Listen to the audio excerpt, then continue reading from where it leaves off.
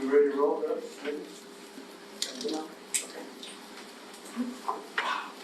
Quiet.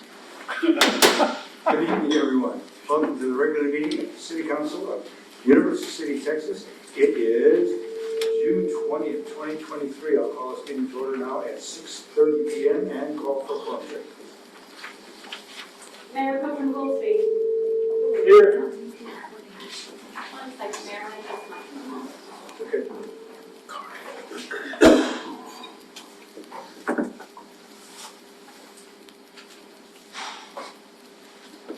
Just double checking to make sure that we don't have too much reverberation on the mics.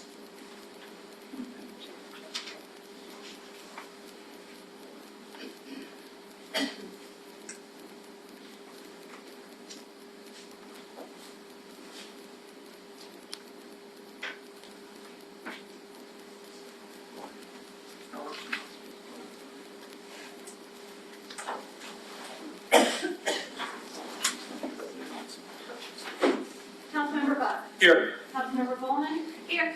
Councilmember Patrick. Here. Councilmember Marion. Here. Councilmember Vaughn.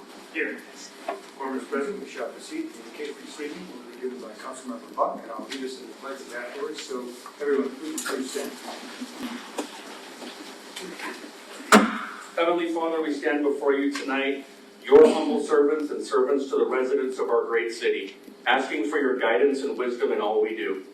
Guide our discussions this evening to ensure understanding of the issues before us and help us make the best decisions on behalf of those whose trust has been placed in us.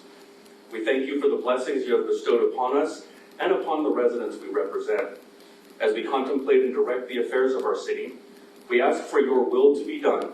Show us your purposes, enlighten us that we may know how you desire for us to accomplish our tasks. We set the goals, but you guide our steps as we seek to reach our ultimate destination. Grant us your vision and wisdom that we might do your bidding. Finally, we humbly ask for your watchful eye over all in our community, with special care to our first responders, children playing while on summer break, and our men and women bravely and selflessly serving our nation around the world. We ask all these things in your name, Heavenly Father. Amen. Amen. I pledge Allegiance to the flag of the United States of America and to the republic for which it stands, one nation, under God, indivisible, with liberty and justice for all. On the Texas side, I pledge allegiance to each Texas, one state, under God, one and indivisible. Well, good. Thank you, everyone, for coming this evening in 102 or 3 degree temperature, whatever it is, but I think we're used to it, tolerating it fairly well. We have a very interesting agenda this evening, so I'm glad that you're all here. We have a couple of special things that I would like to do at the beginning of our presentation this evening. As I say, I'd like to recognize members of staff or individuals who have done things that I consider special. And one of the things I want to show you right now is a very short little video here, and then I'll introduce our director of golf for special recognition. So take a look and watch this. This last week was the very first youth golf camp.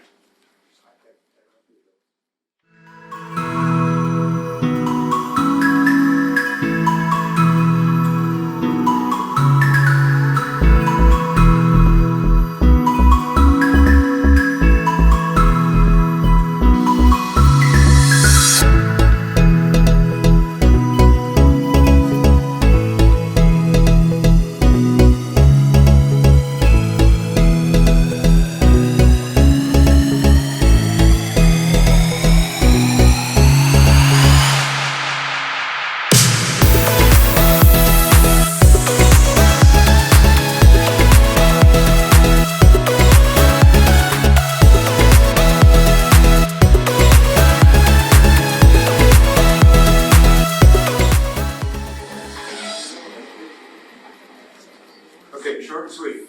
Just wanted to be able to see that there are 3 other camps scheduled for this summer as well. I had 2 of my grandkids in last week's camp. And I think you saw towards the end there, it said, "Let's heal."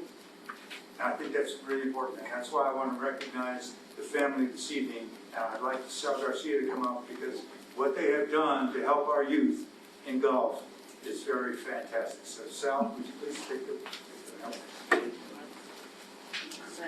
Well, good evening. My name is Sal Garcia. I'm the director of golf at Olympia Hills.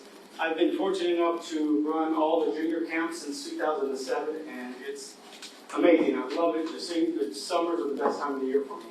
A couple of years ago, the Kill family and also Les Ford here came to me and wanted to start a memorial fund to help with the funds for the junior camp. So I've been able to purchase equipment for kids that need them, scholarships for kids that don't have the money to do so.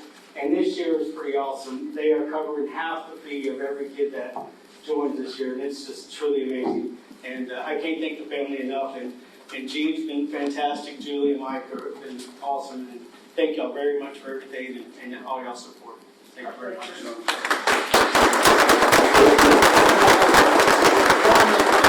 If you use the money, that we'll keep it funded, and that's another contribution for this season. Thank you very much.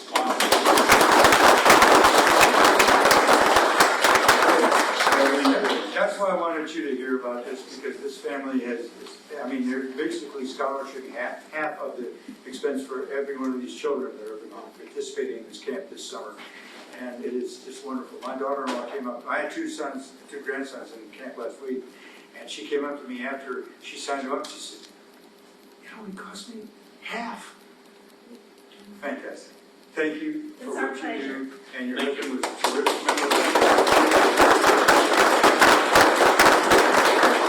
Another quick side statement, very interesting. Last Thursday night, there at the golf course, there was the happy hour. There was a scramble, which happens every Thursday night. Guys get together, gals get together, and they play a 9-hole scramble.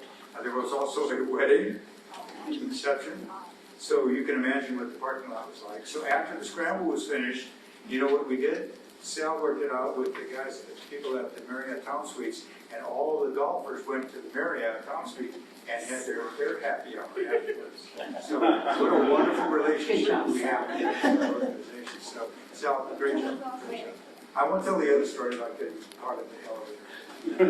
that was another story. Anyway, I wanted to make sure you guys realize that some people do above and beyond, and that's what happened with the Keel family. And we're so proud of you guys for what you do and how you support our community. And we have a lot of very, very happy kids and moms and dads. So I know you got to leave in a few minutes, but I wanted to make sure we recognize you for what you've done. Thank you. And you, our pleasure, our pleasure. Okay, all right. Let's see, I think we move on now to the minutes of our previous council meeting. That's tab number 8. Consider the minutes of the Tuesday, May 16, 2023 City Council regular meeting and the Tuesday, June 6, 2023 City Council regular meeting. Move to approve, Mr. Mayor. Motion made by Councilmember Bud. Second. Second by Councilmember Goolsby. Councilmember Pro Tem. Any discussion, anyone? All right, let's go to the roll, please. Councilmember Bud. Aye. Mayor Pro Tem Goolsby. Aye. Councilmember Bowman. Aye. Councilmember Patrick. Aye. Councilmember Najarian. Aye. Councilmember Vaughn. Aye. That motion passes. We shall proceed. The next item this evening is citizens to be heard. It is an opportunity to provide citizens to address council on issues of concerns. It's informative only, as you can see. There's no special discussion related to that. No action will be taken, but we really, really appreciate people becoming directly involved with their community. And so this is their opportunity to address council. And this evening we've had 3 people that have signed up so far, and I'll call you up in order that you sign. First of all is Ms. Kim Eichelhart. Ms. Eichelhart. Thank you, Mr. Mayor. Members of council, my name is Kim Eichelhart. I live at 736 Garden Meadow Drive. Tonight I'm asking you to seek clarification of the exact boundaries of the East Aviation Masterplan. Throughout the Masterplan, Appendix A and Appendix B, there are multiple maps. There are 2 different versions of the area's boundaries. I emailed you a copy of page 10 of the August 2020 presentation.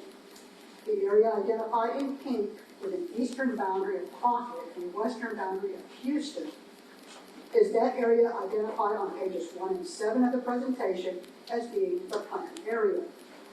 It is also so identified on multiple pages throughout Appendix B, a link to which I have provided you, as it is not publicly available on our city website. Appendix B contains the study area background, the market analysis, and the land use existing conditions. That is, the rationale behind the plan. Please note on page 10 the highlighted comment that this master plan reflects an expanded area showing recommended uses transitioning out of the study area. Well, this seems to imply that the area is not a part of the actual study area. The map identifies the East Aviation PD boundary as the area marked in yellow on the attachment I sent you, with one block wider boundaries of Trudy to the east and Travis to the west, rather than the area marked in pink. This would include the cemetery located at the DFW on West Aviation. This expanded area map does not appear whatsoever in Appendix B. It is, however, the primary map utilized in the public presentation in August of 2020.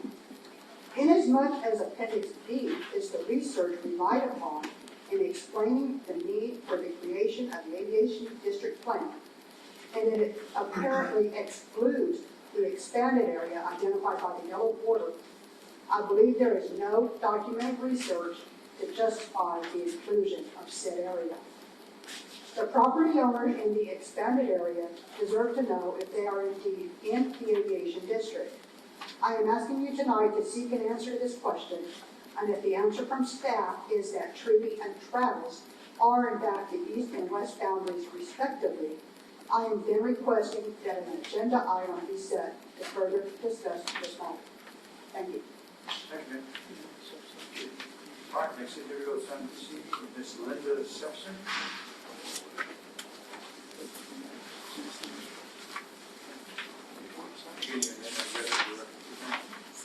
Mayor, members of the council, I'm Linda Simpson, I live on Trudy Lane. I would like to address the request to change the zoning, the occupancy for the project on East Newburgh. I read the minutes from the agenda from the planning and zoning board, and from what I understand is that the owner wants to use these units to be short-term rentals, 3 to 4 months, targeted at pilots that are in training at Randolph Air Force Base. I'm very concerned about that. If there's a trend all the way around Randolph, whether it's at Schertz and in Ciplo and in Converse, where more and more units and homes are being converted to short-term rentals, and it is a big problem. I have a friend who lives in Schertz, behind the back gate, and in her neighborhood alone, there are 4 homes that are now short-term rentals, and it's been a non-stop problem, because the pilots, they're not coming home with their families. They're only here for 3 to 4 months. A lot of them, they will double or triple up in the home, whatever the number of bedrooms are.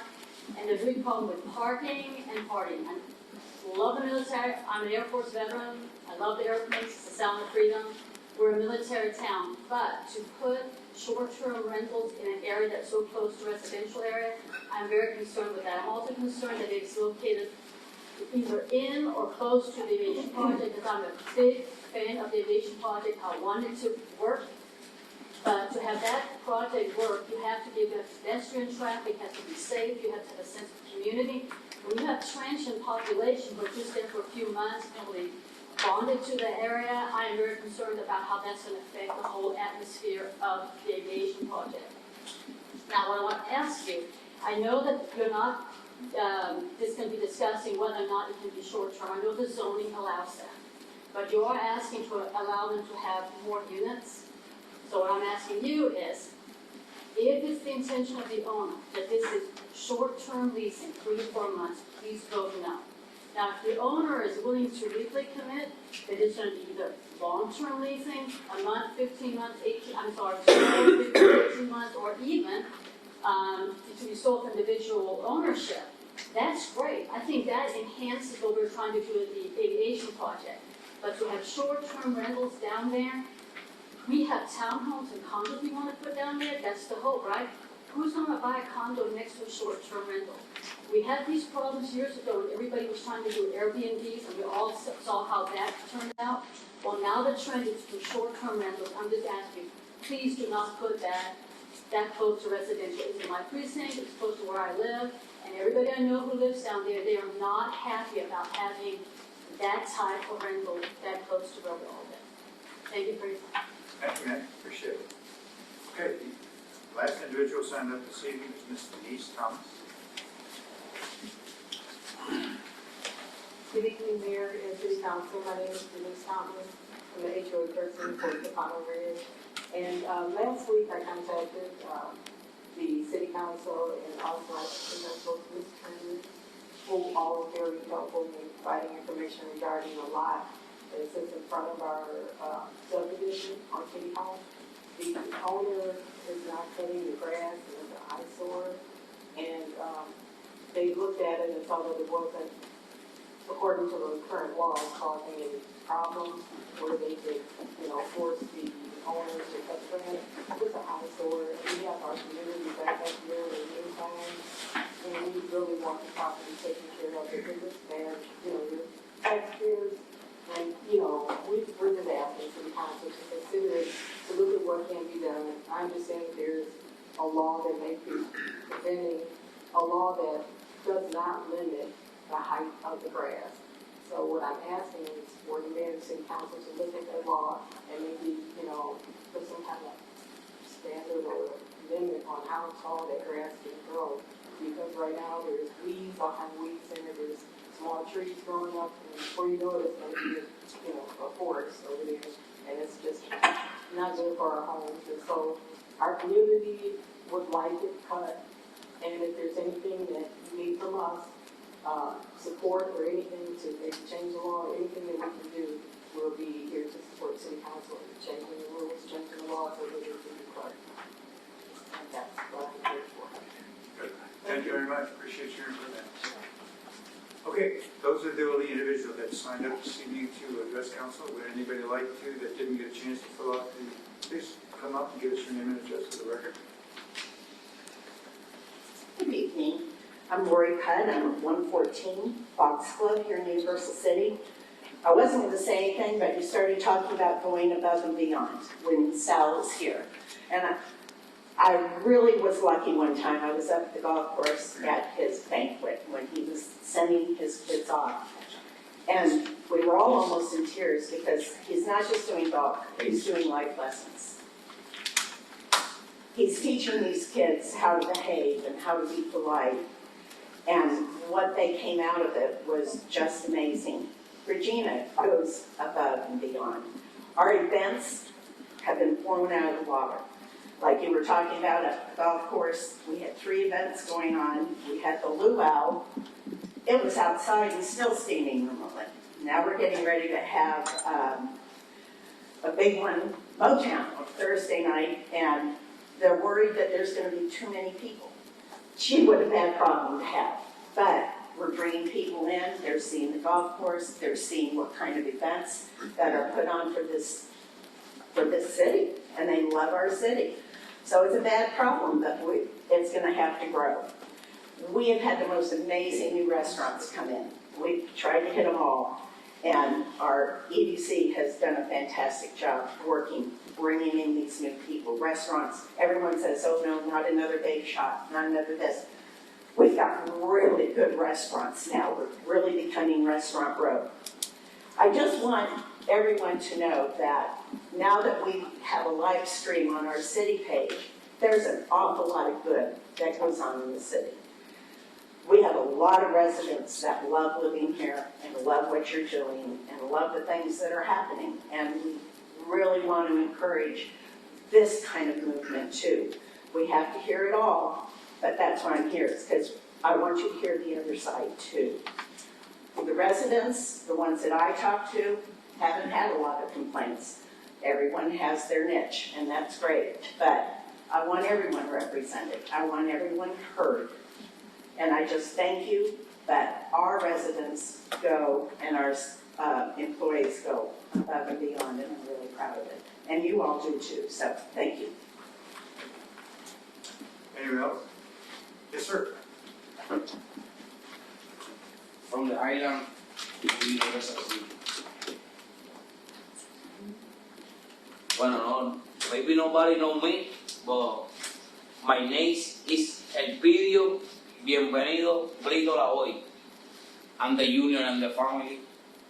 I fly from Puerto Rico to Texas y In 2015, I opened my dream in Universal City. I bring the community the Caribbean food, the first restaurant Caribbean food in town. The name is El Rincón Criollo. I've been here for 2016. I'm working hard for my dream. I bring the best thing, the food, we make it with love. The first thing we do, I'm not doing this for money, I'm doing it with love. I bring the new in my place. I will go for the airport, recognition for the military.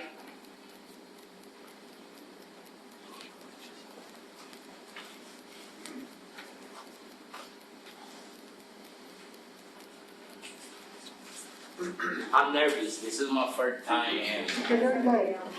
Okay.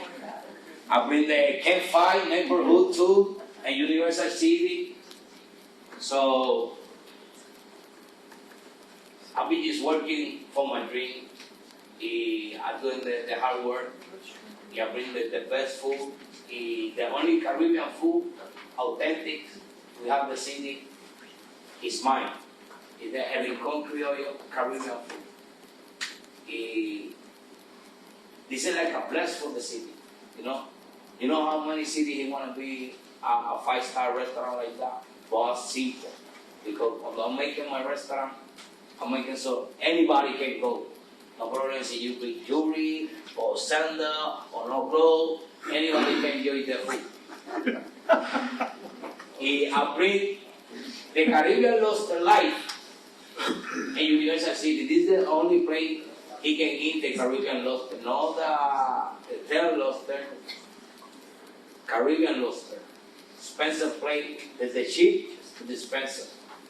I've been strongly. By 2019, we have my place on fire.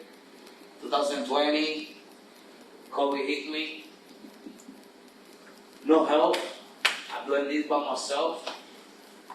21, you know, we spare. I've been strongly, you know. I want to keep my restaurant in the city, you know. This is the power for the city. All we know is like, I'm here for serving the community. He bring the good food, he good vibe, he good love. I never be in trouble. This is the chief commander. You gave me a promotion, I appreciate that. The first time I've seen him for a long time. It's my first time seeing you. This place is like a blessing for me, you know. So I want to, let me say, like, somebody speak Spanish here? Maybe I can sum it up for you. So Kennedy Joe has been here a very, very long time, and he has gone through some very hard times.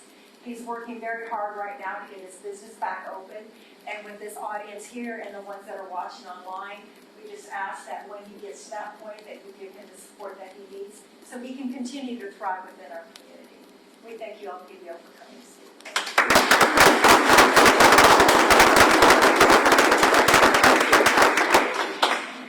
Thank you. Best of luck to you. God bless. All right. Anyone else? Anyone want to be able to top that one?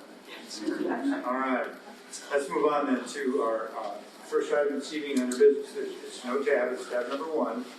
CPS color-coded energy conservation presentation. Last month I was at the El Murray Council of Governments meeting. I had the privilege of being on their board, and there was a presentation from CPS Energy that I thought would be really, really interesting to everyone in our community. So I asked, are you willing to take this on the road? And they said, yep. And here they are. So Milady Nazir is going to make the presentation And I tonight. think Kristen's going to pop up the Chris is going to get ready to pop up her little presentation. I think you're going to find this very informational. It's very much for all of us. So that's why I asked CPS to come tonight. Well, thank you. Good evening, everybody. Mayor, thank you. Council, thank you for having us here. It's really important that we have the support of you and also the community because it's about being the team. And like you mentioned, this is a color-coded conservation program. We actually launched it last summer, but this year, we are getting a lot of support from the local media, and we hope that everybody here will adopt the energy measures that we're promoting, but also spread the word. So let me just start by, again, the summer campaign, Beat the Heat. It's in English and in Spanish, because it's really important to communicate to the community in language as well. And you know, this program is really simple. It's a 4-level color-coded system. So most days they're green days. So we're asking the community to practice everyday conservation steps at home. Set the AC at 78 degrees. Make sure you use a fan if it's safe for you to use a fan. Do what you can to keep basically the AC inside your home. Bring down the shades, things like that. Yellow days is where now we see a peak demand. So we see that the temperatures are going up, right? And so we're all using that AC. But what we're asking the community is, when we're on yellow days, like today, to conserve more, to pitch in. If you don't have to do laundry between 3 and 8, don't do the laundry. It can wait. Try to not use large appliances because our collective efforts really do matter. We are saving energy, we're conserving energy, and it helps not only savings for the consumers, but also to the grid, to our local grid as well.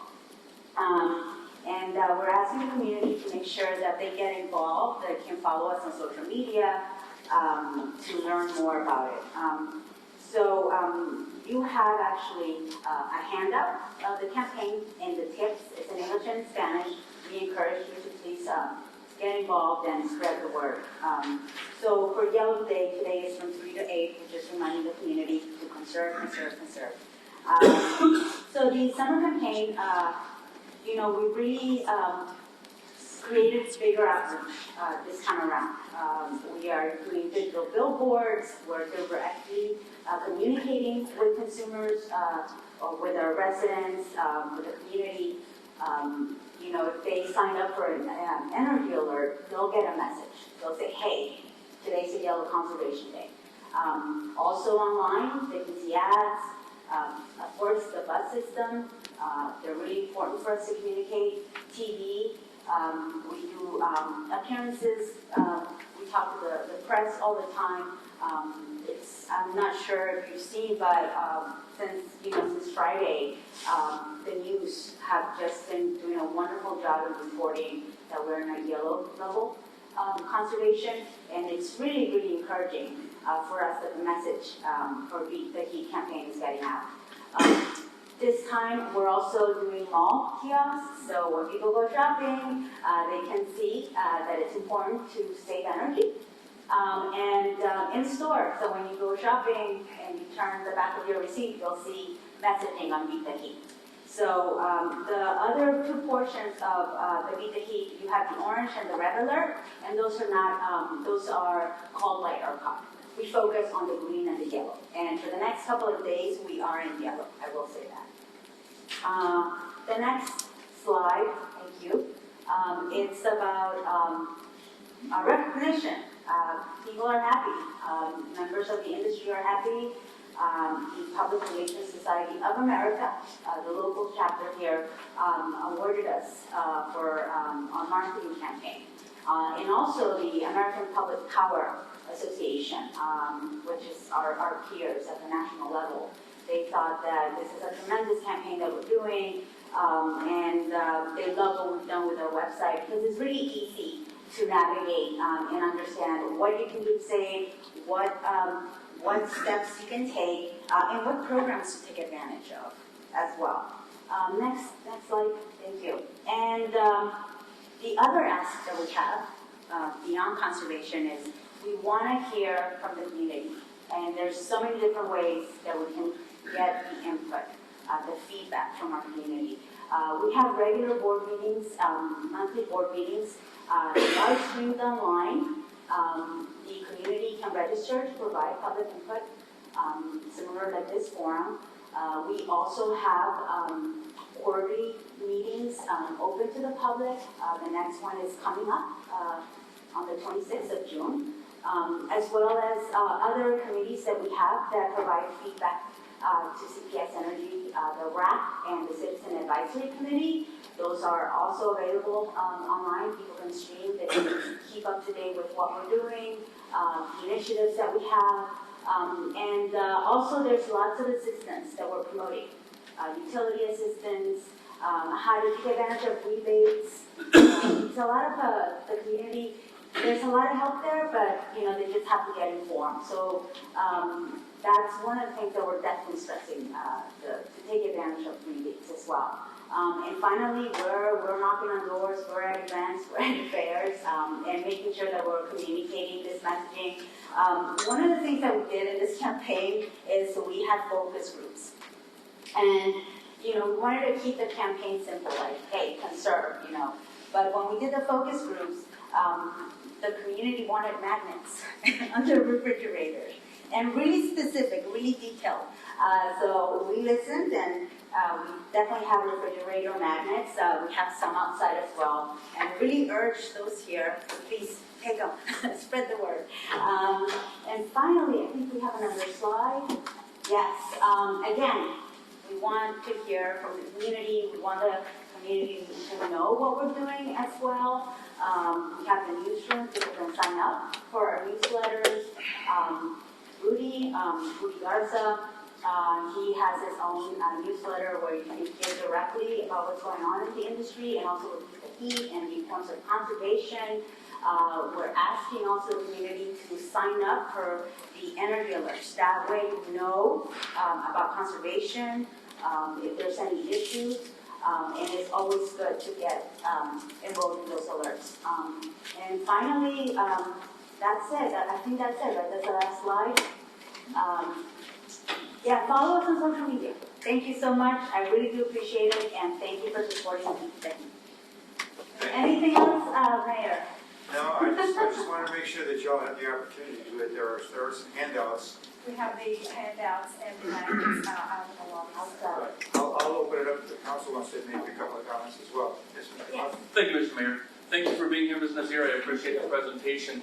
I believe that CPS Energy also has a program whereby residents can elect to allow CPS to control their thermostats during high periods of demand. Can you talk about that for a moment? Yes, what I will say is called the Wi-Fi Thermostat Rewards Program, and it's a program where for those who have central air conditioning, they can get a rebate. I believe it's up to $85, and then they'll get a bill credit at the end of the year. And basically, it's part of our demand response program. And basically, like on a yellow day, we have participants, we have residents, we have business members that agree to conserve more during peak energy hours, and that's basically from 2 to 7 or 3 to 8, as we're seeing right now. And that is a voluntary program. One of the things that we say is every kilowatt saved is a kilowatt we don't have to pay for. So yes, that is open to the public. It's Wi-Fi Thermostat Rewards. You can get information at cpsenergy.com/Wi-Fi Thermostat Rewards. Perfect. Well, I've talked to some people about this, and they say there's no way I'm letting CPS Energy into my Wi-Fi network or something like that. What's the CPS Energy response to any privacy concerns that somebody might have? Well, I'm not sure that I would be able to answer that right now. What I will say is that people can opt out at any time. They can opt out at any time. If they don't want to do 78 degrees, they can opt out. And then, yeah, it's not a problem. Very well. But we will make sure we get that answer. Easy. Thank you. Thank you so much. Any other questions? Thank you. Really I was just going to make a statement. I'm sure part of that program, and it's a little tough, but hey, but I haven't had any Wi-Fi concerns or weird emails or anything else about it. So I really haven't noticed it. It's that sometimes it's a little harder when I get home, but it's actually a lot cooler than what I worked at every day. So it's worked out well. Thank you so much. Thank you. Thank you very much. I really appreciate the presentation. I hope this is informative to you and the audience as well. Thanks for coming. Thank you. Yeah. All right, next item is, here's another note, tab number 2, Aviation District Master Plan Review Presentation. Thank you, Mayor. We've done a lot talking about, the components of the Aviation District Master Plan. And what I've asked Michael and also Chris has some input for is to talk about the work that was done by the consultants. Thank you. The work that was done by the consultants and some of the data that they collected while they were working on this specific plan. So I'll hand it over to Michael. Thank you, Chairman, Mayor, and Council. So the Aviation District Master Plan, as everyone is familiar with, we're just going to go over some highlights, where we've been, where we're at, where we're going. So, but I think it's important first to step back and look at the 2018 Comprehensive Plan, which gave direction to City Council, which then gave direction to staff based on input from 346 residents, 6 focus panels, and the direction, some of the highlights that were provided with regard to the Aviation District Master Plan is that staff should identify, purchase, develop land for parking and a town square in the Aviation District. Second item is that we should put an architect on retainer to help with the storefront improvement program, and that's been a benefit. One of the examples, one of the benefits is the Gathered Brewery. So the EDC and the city did help contribute to the redevelopment of that very successful business in the Aviation District. The last thing is that the comprehensive plan directed council to direct staff to develop a master plan for the redevelopment, revitalization of the Aviation District. And so that's exactly what staff has done. So staff has been following the edict of City Council. That brings us to the plan itself. And there's 2 things, the vision and the goals. So let's just go over the vision first. So redevelopment versus revitalization. So do we do tear downs to start over versus repurposing and upgrading?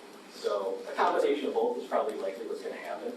And Gathered Brewery is an example of that. That's a redevelopment, remodeling of an existing structure and business. Interconnectivity, we're going to be able to provide for a relationship between businesses, the residences, and parks.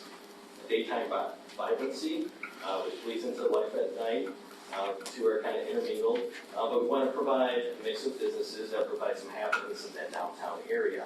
And so by life at night, we want to bring in some activity after 5 o'clock on the weekends and make it a destination. Goals.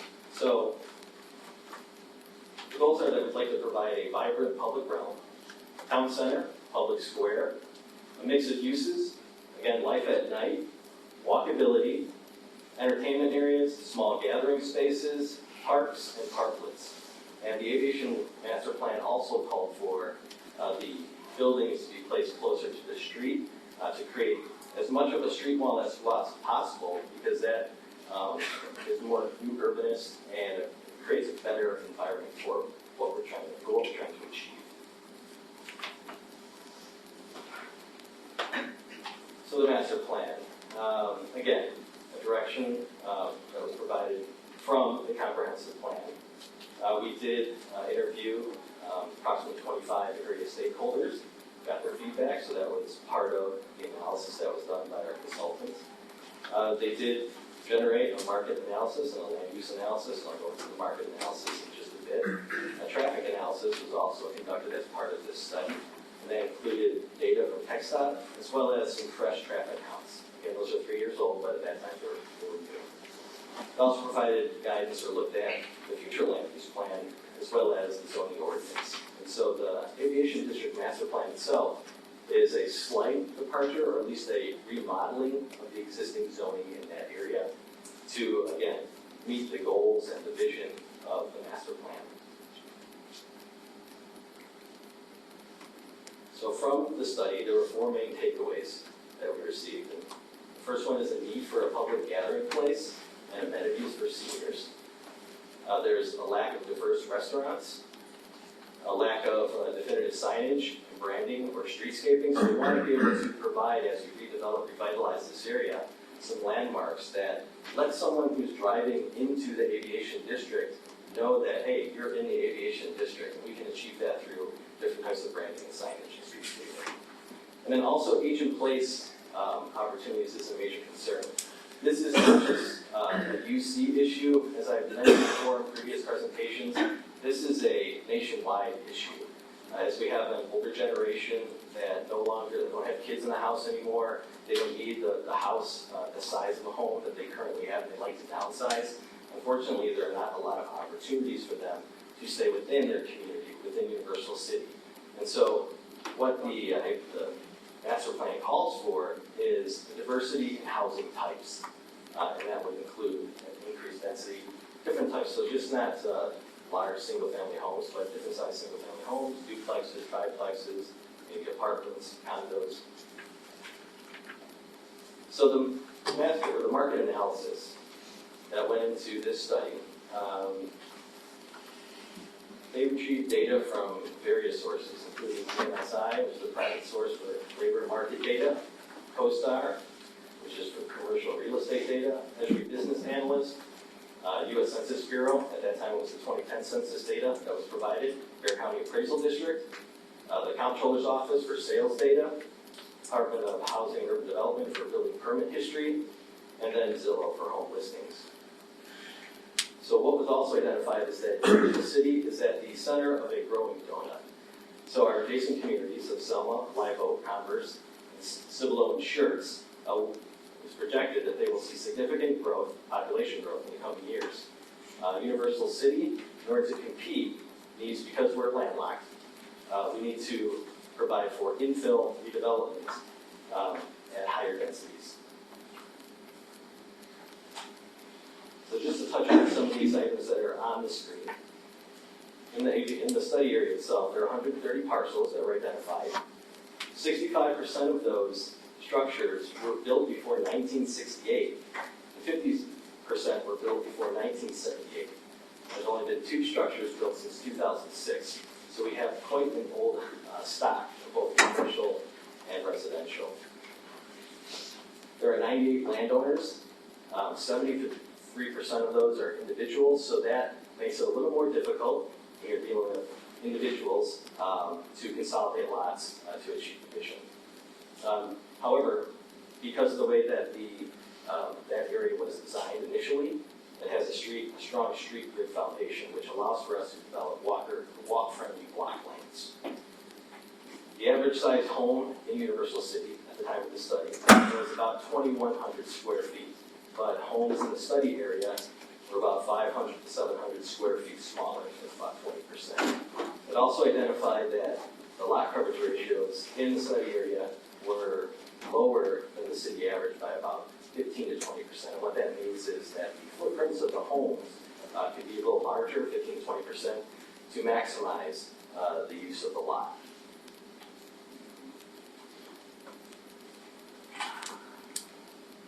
So this just identifies the 22 parcels, or 17% of the parcels in the aviation district that are vacant. And so that has its pros and cons. Obviously, when you see a lot of vacancies, a lot of vacant parcels without any structures on them, it could suggest some blight, but it also provides an opportunity for redevelopment, meaning that if a developer is able to consolidate lots and they want to build something, they don't have to worry about taking down existing structures. So what are tools to guide us moving forward? Well, infrastructure improvements are important. Obviously, we have to have that baseline in order to provide for the increased density, the new buildings, the modern structures. The capacity is going to be an important issue. And so one of the things that we've done, Public Works has redone completely Aviation District, including the infrastructure there remains.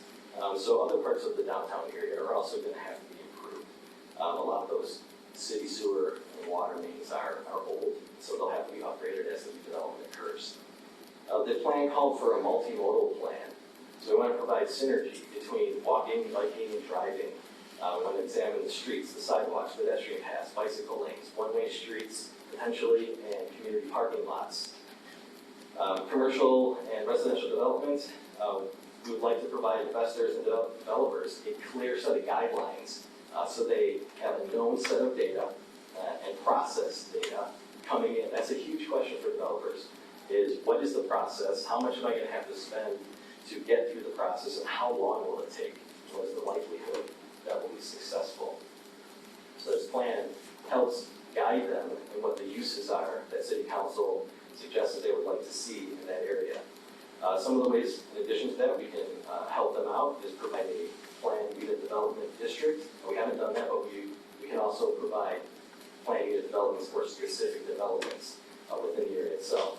We can also create a sign plan that's unified, that's equitable for all the different businesses coming in. So they're all treated the same, they know what they can expect, they know what they can do, and they know the process to get it done quickly. And then lastly, the plan called for, as I mentioned, to create a list and prioritize properties to purchase. Let's see. Some of the other ways we can attract investment and incentivize investment is potentially explore the possibility of a TERS, which is a tax increment reinvestment zone, or tax rebates. Mechanisms is important. How do we pay for all of this? Well, there's a few different ways that you can explore. Impact fees is one way. That's been done in the past in different communities. We can sell land that the EDC is acquired at a reduced value. And we can have the EDC continue to make investments in the redevelopment of this area. One of the last things, which I'm sure everybody will be happy if we can actually accomplish this, is to establish a quiet zone along Aviation Boulevard. That train does get pretty loud. So here's the plan itself, 2 different versions. So what have we done so far? I'm not going to go through all of these, but just some of the highlights. As you can see, as I mentioned, we redone Aviation Boulevard. That's important. We've acquired or purchased certain properties. We provided City Council and the public with a concept plan for a town square for that idea. We sent out to RFP 302 Pat Booker Road, which is the old Shell gas station, for redevelopment. We're expecting those proposals within the next week or 2. And there's some various different things there that staff of the city has accomplished to, again, bring this plan to fruition. So some of the ideas that we have moving forward. A food truck park. So you're probably aware that we've been working with someone in the downtown area for about 2.5 years, it seems to be 3, to establish a food truck park. And so they just opened this past weekend, past Thursday, Friday, and Saturday, for their soft opening. And talking to the owner this morning, he said it was very successful. He was very happy with the number of trucks that came through and with the number of patrons that came through as well. And so he's very excited about moving forward. He's going to expand the hours and identify specifically which types of food trucks are going to be more engaged there. Nice. One of the other ideas that we have is kiosks, that type of venue, which will be temporary or interim.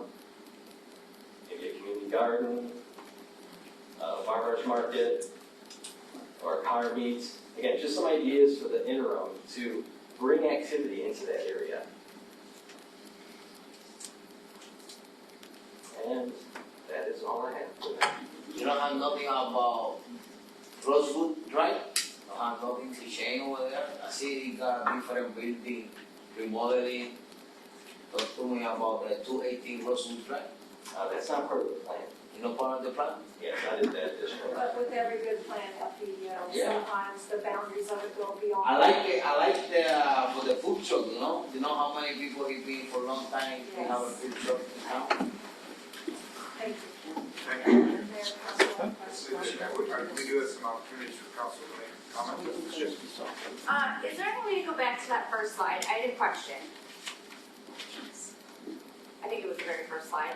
No, I'm kidding, it's the second one. Okay.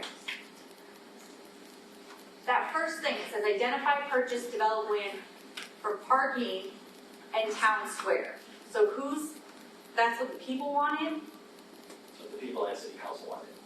Okay, but that says develop land for parking and a town square, not purchasing land for other things, correct?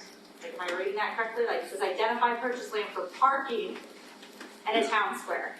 So in somewhere else in that plan, as I mentioned, cards that purchase or identify land that was purchased.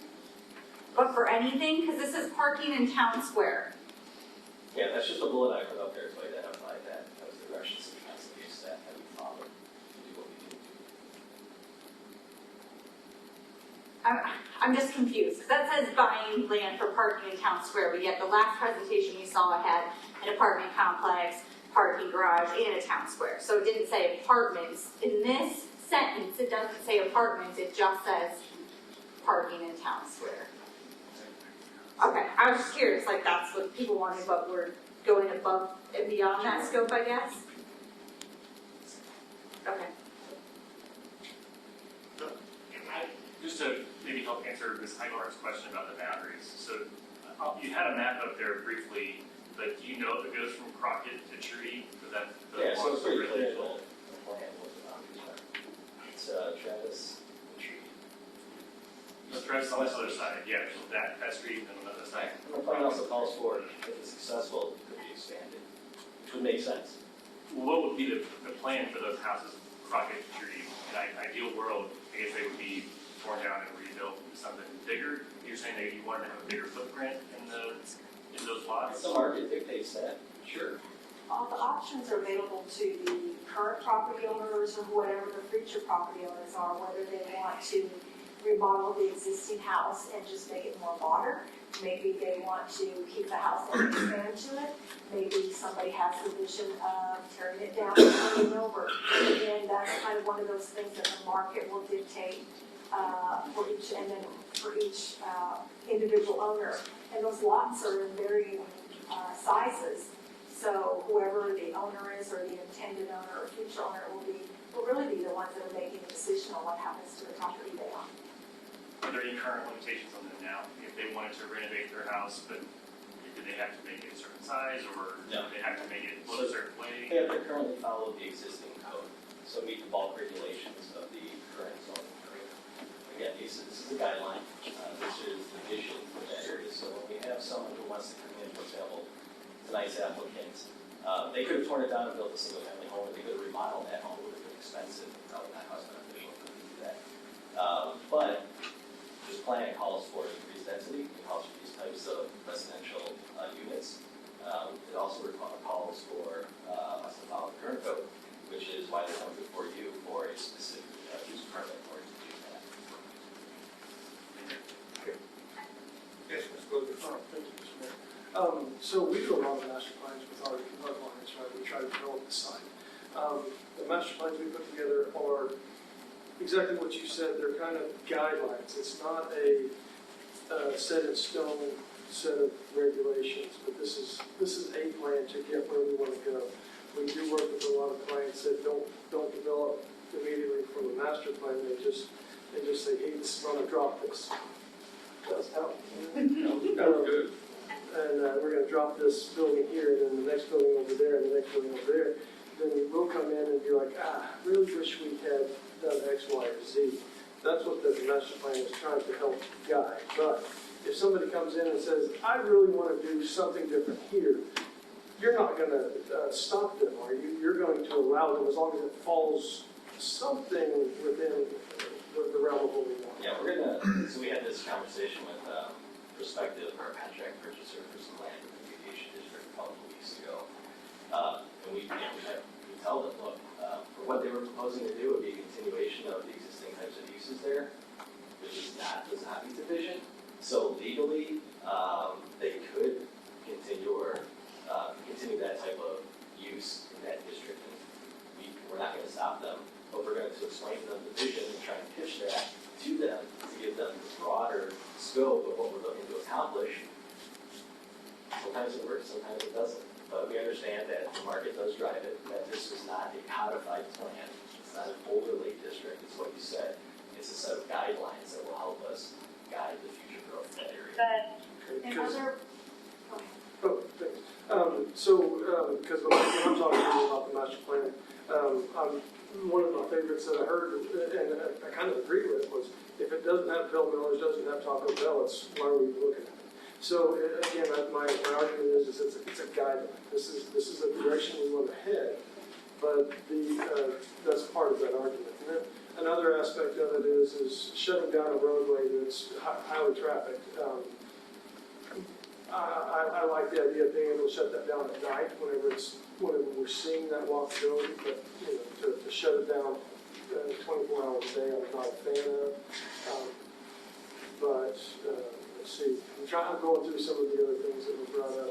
I feel like that's about what's pretty much covered it. But we talked about signage, and one is kind of the directing people from one side of town to the other, trying to maintain some type of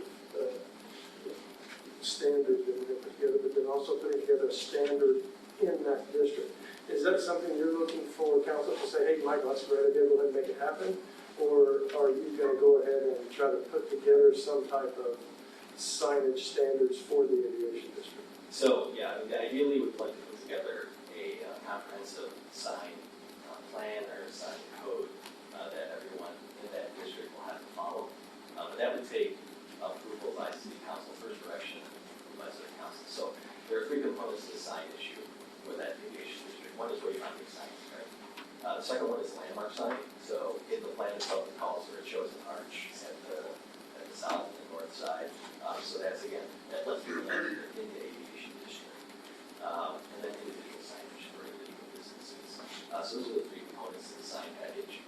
What we've been doing is, again, we're following the current sign code that's pretty old. And so we may be coming back to you with some suggestions on how to maximize the advertisement and marketing for some of the existing businesses, so we can, help them grow, help them be successful. But right now, we're following the existing sign code. And that may come out in the next comprehensive plan that we do, when we look at market analysis and signage and streets and things of that nature, zoning, future land use plan, and then strategic initiatives. That may come up, we don't know, because we haven't, the residents haven't spoken yet. And then one other thing that I heard was that, like Ms. Flint said, there's people that like certain things and people that don't like other things. I hear several people that are not excited about the arch aspect, and I'm just wondering, how do we as a city decide on that? City Council will decide. City Council will decide on that. Because I'm always a fan of, hey, let's put together some type of design competition and see what these people can come up with. So just throw that out there. Thank you, Mr. Mayor. Yeah, there's also streetscaping, this FYI, so that's streetscaping is a part, it's related to that arch, but it's more about the lighting, trying to unify and create a comprehensive package that will again identify specifically the aviation district. That includes the light poles, the design of the light poles, the height, the style. What staff would do is that we would put together good ideas, put them together for you to narrow it down, hopefully, and then present that to you, and then you would give us further direction. Either scrap it, continue with these three, or if you like it, go forward. Thank you, Mr. Mayor. Mr. Casado, if you would indulge me, please. Could you talk with us about how the land will be acquired, and will there ever be a use of eminent domain to acquire any of the properties in the aviation district? So, as you know, we've been using the Economic Development Corporation has been doing a lot of work to bring this program to fruition by purchasing select parcels that they've identified as key in order to get the town plaza and all of those amenities in with it. So they have been doing that. Our intention at this point is not to really be looking in the residential area, because one, that's not what the economic development focus is. Their focus is on the commercial. The residential will most likely come through private development, like we've seen. We had another duplex that was pitched a while back that quite hasn't gotten off the ground, but something of that nature. That's kind of all done by private development. We don't really have much involved in that, except for the commercial aspect. In terms of eminent domain, no, we will not do eminent domain. Thank you. There's no need for it. And then the final question is a legal one. Have we done a copyright analysis with St. Louis to make sure that we're not violating anything? No, sir, we have not. Again, it's just a conceptual design. If the land council is ready to come up with some kind of marker, obviously, the firm will provide you some examples and not copy anyone else. Thank you, Mr. Mayor. Are we good? Everyone? Yes, ma'am. I don't know if you can tell me this like in front of everyone, but you said the gas station, you guys put out an RFP. Can you say what you're hoping? So like what you think is gonna come in that or no? I don't want to put anyone on the spot, sorry. I was just curious, like if you put out an RFP to say like apartments, or you're thinking like a restaurant, or you can't say. Well, that's the purpose of doing an RFP, is to let other people come back and tell us what their ideas were. Okay. So the RFP was put out by the Economic Development Corporation, just so you understand that. And so they did put it out, right, they bought the building. Yep. And so, they don't intend to hold it. Yeah. That's not their goal. So they put the RFP out so that people could make a pitch to them for what they see as the vision on that particular property. And then the EDC could hear those pitches and then determine if that is the direction that they would like to go. And if it is, that's probably who they'll negotiate with. But what are they leaning towards? Can you tell me They're that? not leaning toward anything. Okay, so just anything, whatever anyone comes up with, okay. But we have presented them, they understand that there's a aviation district. Yeah, everybody in the RFP has been through the aviation district master plan, they understand. That's their guiding principles. Okay. Thank you. Thanks for the presentation, everyone. Hope that was meaningful to you all in the audience as well. It's potential for the future of our area. We have a lot of redevelopment. We're ready to be very lucrative to us. All right. Next item is at note tab 3. We're going to have a public hearing in a few minutes.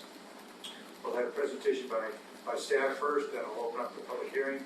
But it's related to PC 574 SU1014 BC 672, request for a specific use permit and related variance for 0.15708 acre tract located at 201 East Lindbergh Boulevard.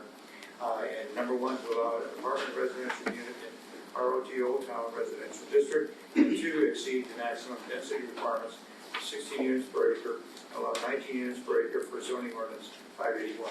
So what I would do is a presentation from staff first, then we'll open up the public hearing to allow you to comment, if you're interested, comment about it, and I'll close the public hearing, then we'll go to the next item, which gives members of council the opportunity to get involved as well. So, Mr. Ernst. Thank you, Mayor. Michael's going to go over the presentation and then also provide feedback from the Planning and Zoning Commission.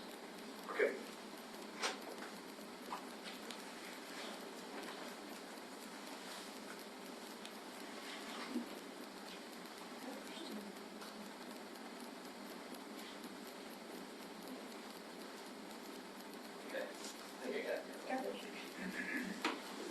Okay, so as mentioned, we're discussing 201 East Lindbergh Boulevard, which is in the Aviation District Master Plan. And so it's a corner lot, which allows for the current proposal to move forward.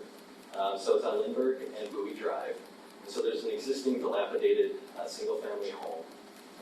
The staff has been working with a couple of property owners over the last few years on that property.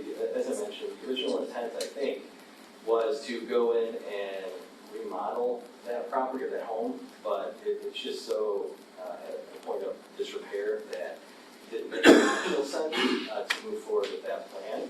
So they got creative, understanding that we do have the master plan in place that calls for higher density.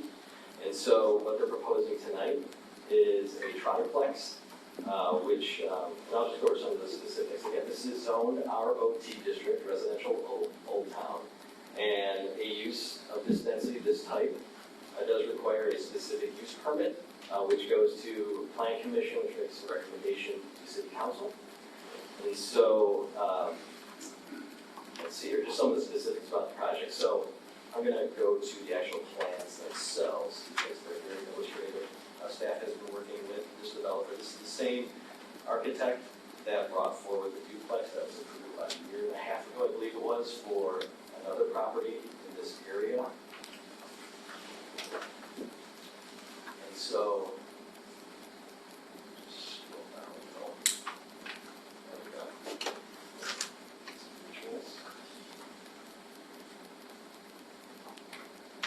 So, as you can see, if you look at the architectural elevations provided in the packet, they are providing a lot of articulation. It's not just a rectangular box with a flat plane going across each of the four sides. It does have articulation. It's 2 and 3 stories depending on the unit. For the 3 units, the first unit, which fronts Lindbergh, is about 2,600 square feet. Total space, 1,850 square feet of living space. And again, that means the direction of the master plan is to increase the size of the units as much as possible. We understand the market dictates. Unit 2, which is in the middle, fronting Bowie, living space is about 1,420 square feet. And Unit 3, which is on the end, living space is again 1,420. The exterior materials are a combination of brick and siding. Each of these units will be sprinklered, so a fire alarm and suppression is required, and they're providing that. There's space in each of the units has a 2-car garage, which exceeds the minimum square footage for a garage, and it provides for enough room for the garbage cans, the recycling, and the trash cans to be inside the garage with enough room for parking. We also wanted to make sure that if someone had an F-150, that they wouldn't park in the driveway, they wouldn't be overhanging the sidewalk. So they've accommodated that request. And that's very important, obviously, for the downtown, for looking at creating a pedestrian-friendly environment. So people can easily navigate down the sidewalks in town. The back patio has 2 units. There's a back patio on 2 of the units and a smaller outdoor area, very small, on the property facing Lindbergh. Let's see here. I think that pretty much covers it. It did go before Plan Commission, and they did receive a unanimous recommendation of approval. We sent out, as required by the state, 26 notices. We also noticed in the newspaper there was, as I mentioned in the staff memo, a resident, 2 residents across the street, who live in the home across the street, that did have concern about parking. So again, we explained that the lot itself, each unit has enough space inside the garage for 2 vehicles, enough space on the driveway for 2 vehicles. So 4 spaces per unit. And then there is street parking that's allowed throughout all of town in this area as well. But in addition to that, another item that should be coming up soon is, if you've driven down there, you've seen all of that concrete ripped up. The EDC did purchase an area which is almost kitty corner to this property for it to develop a public parking area. And so that will provide some additional parking for guests. And the applicant is here to answer any questions. Do you have someone else that would like to make a couple of comments about the property? Sure, so we have the property owner and the architect are here as well. And please, if you'd like to comment. Listen to them before we open up the public. My name is Andy Boyne. I live at 13507 Mount Olympus. I've been here on my 4th or 5th year yet, but we love University City. I actually lived in Sonoma for like 3 years, kind of hated it. So my traffic up there. We back here because we're actually stayed at short-term rental in town before we bought our house in Sonoma. But we love this area. We moved back. The only thing that I didn't like about Universal City is it's not good. And sometimes you get things, don't have on the older people, but a lot of older people live here. And what I see from other cities is it's not like 30, 40-year-olds hanging out downtown or anything else. So when Mike showed me the plan, because we're looking at different projects to invest in Universal City, I like the plan, and we bought Lindbergh property. We went to do a duplex, but to build a duplex, we said, why not just build a triplex? If we can actually do it. Our architect said it's possible. And it falls in line with higher density, and actually I built it so it's like 3-bedroom, 2.5 baths, so it's more for small families. So it's like a starter home for small families. But I am using it for the pilots in the short term, but in the future, I'm going to sell it to people, most likely the younger families going to University City. And that's my vision of the Aviation district, is for those young families to gather, walking districts, places to do kids events, restaurants. And once the aviation project gets full blown, I think it'd be great for small families. And of course, that district has great school districts, so I think it'd be a plus for young families. Again, I built this place so that fits the aviation project. I am using it for pods right now. And to alleviate, ma'am, I have 3 houses that are in pods, no parties, and majority of my deposits that come are for their families. So the pods are in their 20s, so they have motorcycle, bike, and preschool kids, so they bring them out here. And that's about 60% of our pods have families. That's what we try to focus this thing on, is for military pods and young families. So, Good, thank you very much. All right, so let me go ahead and open up the public hearing now. It is 7:41,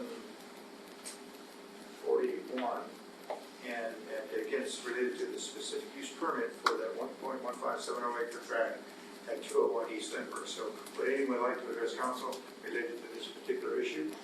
Public hearing is open now. Yes, ma'am. I just want to revisit the short-term leasing issue.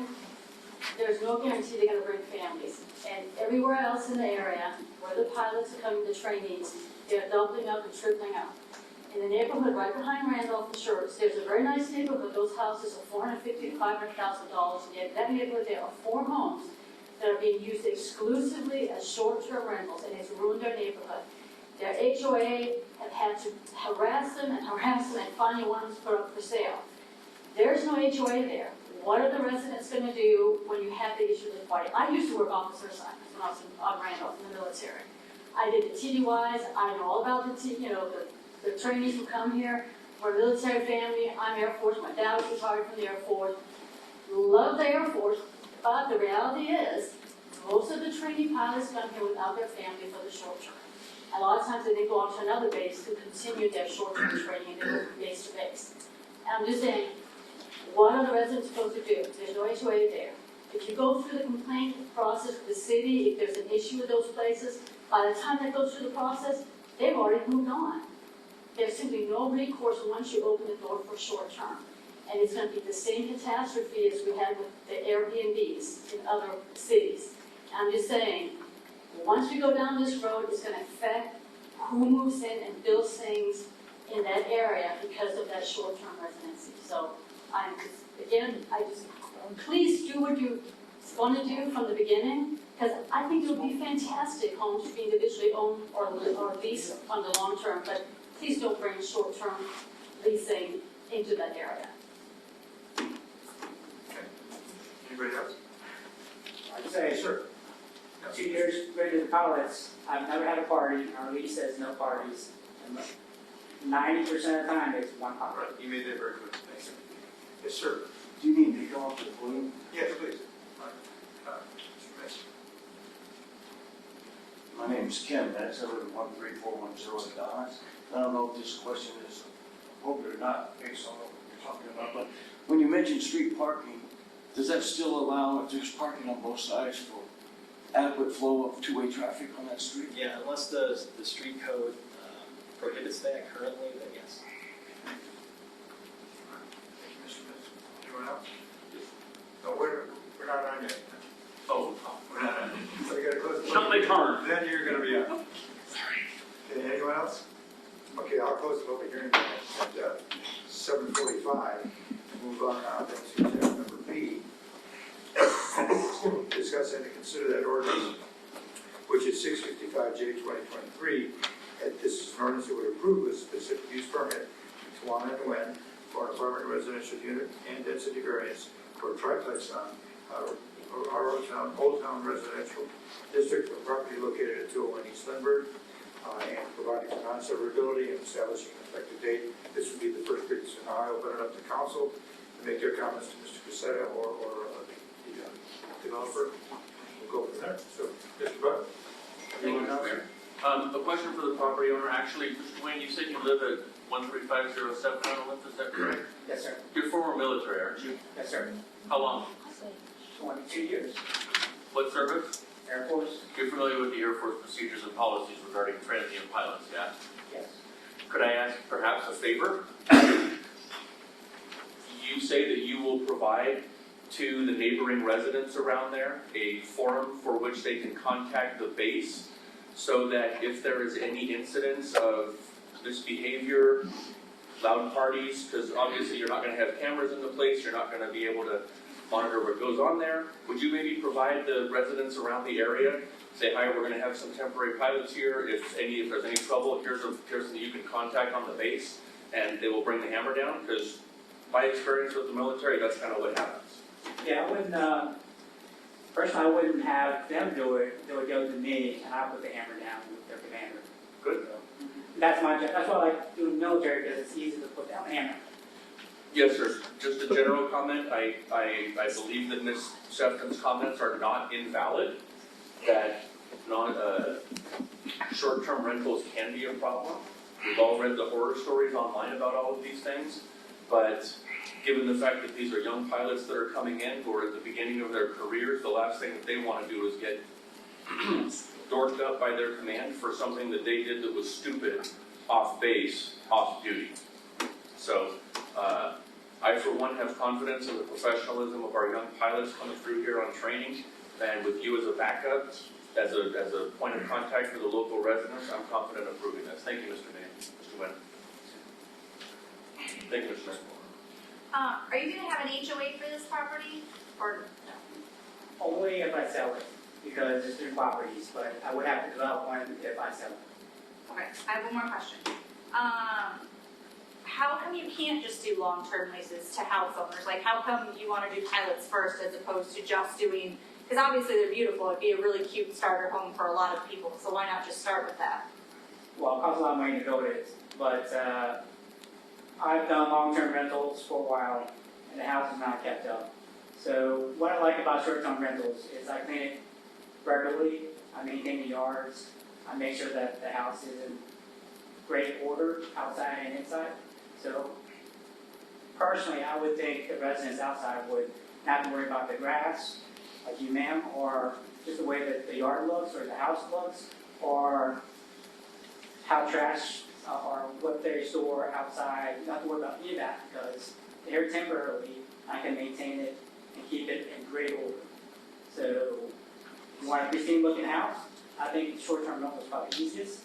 Long-term is iffy. So I've done both, and I found my short-term better because the house is, it keeps it looking nice all the time.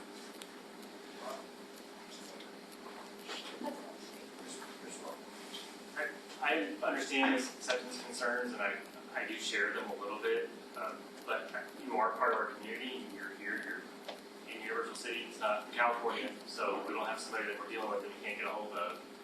I'm your neighbor. Can I come knock on your door if we have a problem down there and have you fix it for us? Yeah. That's what you now, so.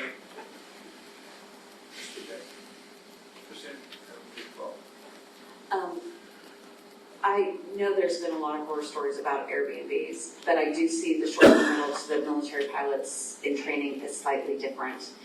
And you talked about cleaning. Is that just in between rentals you go in, or do you have a regular cleaning service that goes in? Every month we clean it, or when they leave. Okay, so that's part of your agreement with them is that you're going to go in and, okay. And you will provide the neighbors with the means to contact you? Are you going to, how do you envision that? What do you envision that looking like? I haven't developed a plan, but it's a great plan, but I will notify, I have the business card, I'll start handing them out. I think it would be good, I think, if they felt like they had a number or something they could contact or some sort of response. Yes, ma'am. I might add, in terms of contact, because obviously we know we have Airbnbs in the city, we know we have flop houses in the city. They're almost in every neighborhood, yes, they are. And some of them we don't know about at all, and sometimes there is a problem at one or two. The ability that we have as the city is when there is a very big issue, obviously the police are going to go first, right, we'll send them first. But if it's just an ongoing issue with noise or trash or something of that nature, from the staff perspective, we just go to the utility account which has the owner's name and phone number and address and cell phone and everything else. And we can just contact them directly if in fact the homeowner or neighbor can't get a hold of the owner themselves. So I just wanted to throw that out there. We do have a means of contacting all property owners. Thank you, Mr. Mayor. First off, looking at the concepts of the building itself, I love them. For me, it fits in with the concept of our long-range plan for that aviation district. We always say we're landlocked, so we have to think about, when we think about down the road, we have to move. If we're going to be doing anything, we have to build up because we can't build out. I like the concepts of the triplex, and especially in that area where we're talking about foot traffic, the concept of the aviation district, what we have for long-term plan, walkability, family areas.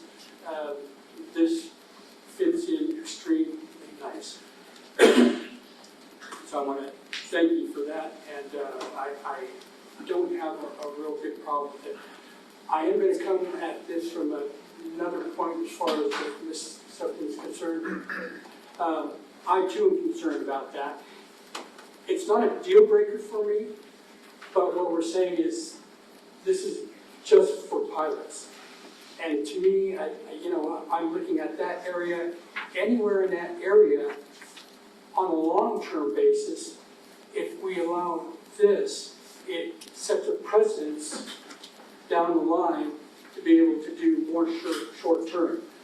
I don't believe, for what we're looking at for the future, personally, that that's a great idea for that area. I like the longer term, so families can feel safe. And I'm not saying anything bad about, what you're talking about, I believe you're going to keep it up, and we have other ways of going with police and everything. I just don't see that area in the future being somewhere where short-term is a good idea on a big basis, because I see this concept here branching out into the neighborhood of the building up down the road. When you have to change your plan on your house, you're able to build it in that, whether to develop it. What are you going to do for the future of the city? This is, again, we can't grow. So this fits well in that plan. We have a plan down by in process behind Walmart area on 1604, that area back there. That I see the plans are going up. That might be a better place for short term, the way they're looking at doing it over there. My personal opinion. Again, this is not a deal breaker for me, but I do not want to start, a precedence of, you'd say, well, they allowed it there, and branching out to be more and more down the line. And again, I'm not trying to think 5 years down the road, I'm trying to think 20, 30 years, 40 years down the road. So, but this is fantastic, I like it, and the way it builds out, I won't want to use my mouth. I love the third floor especially, probably that's what I'll find out. But anyway, that's all I have. When we're talking about short-term rentals, and not necessarily being specific that it would be for pilots, that fits in the specific use plan. The short-term rental would fit in, is the requirement for a specific use plan permit. Short-term rental, it fits into that. Yeah, short-term rentals are permitted. And it's not specified short-term rental for pilots. That's correct. Yeah, I think that's the point. I think it's a little bit confusing, strictly for pilots. That's being very, very inclusive. So, anyway, that's my. And you approve this, you're not approving short-term rentals. That's not what you're trying. That's not true. What you're approving. This is for a specific use permit to allow you to change the density. Yes. Okay. Any other discussion? Because we do need a motion and a second. No, sir. Only one question, because he said about the people he got on a property in Universal City. Like me, I have the problem in 218 Rosewood Drive. The first we got in 2015, my landlord era Blue Bernard. We rent to him.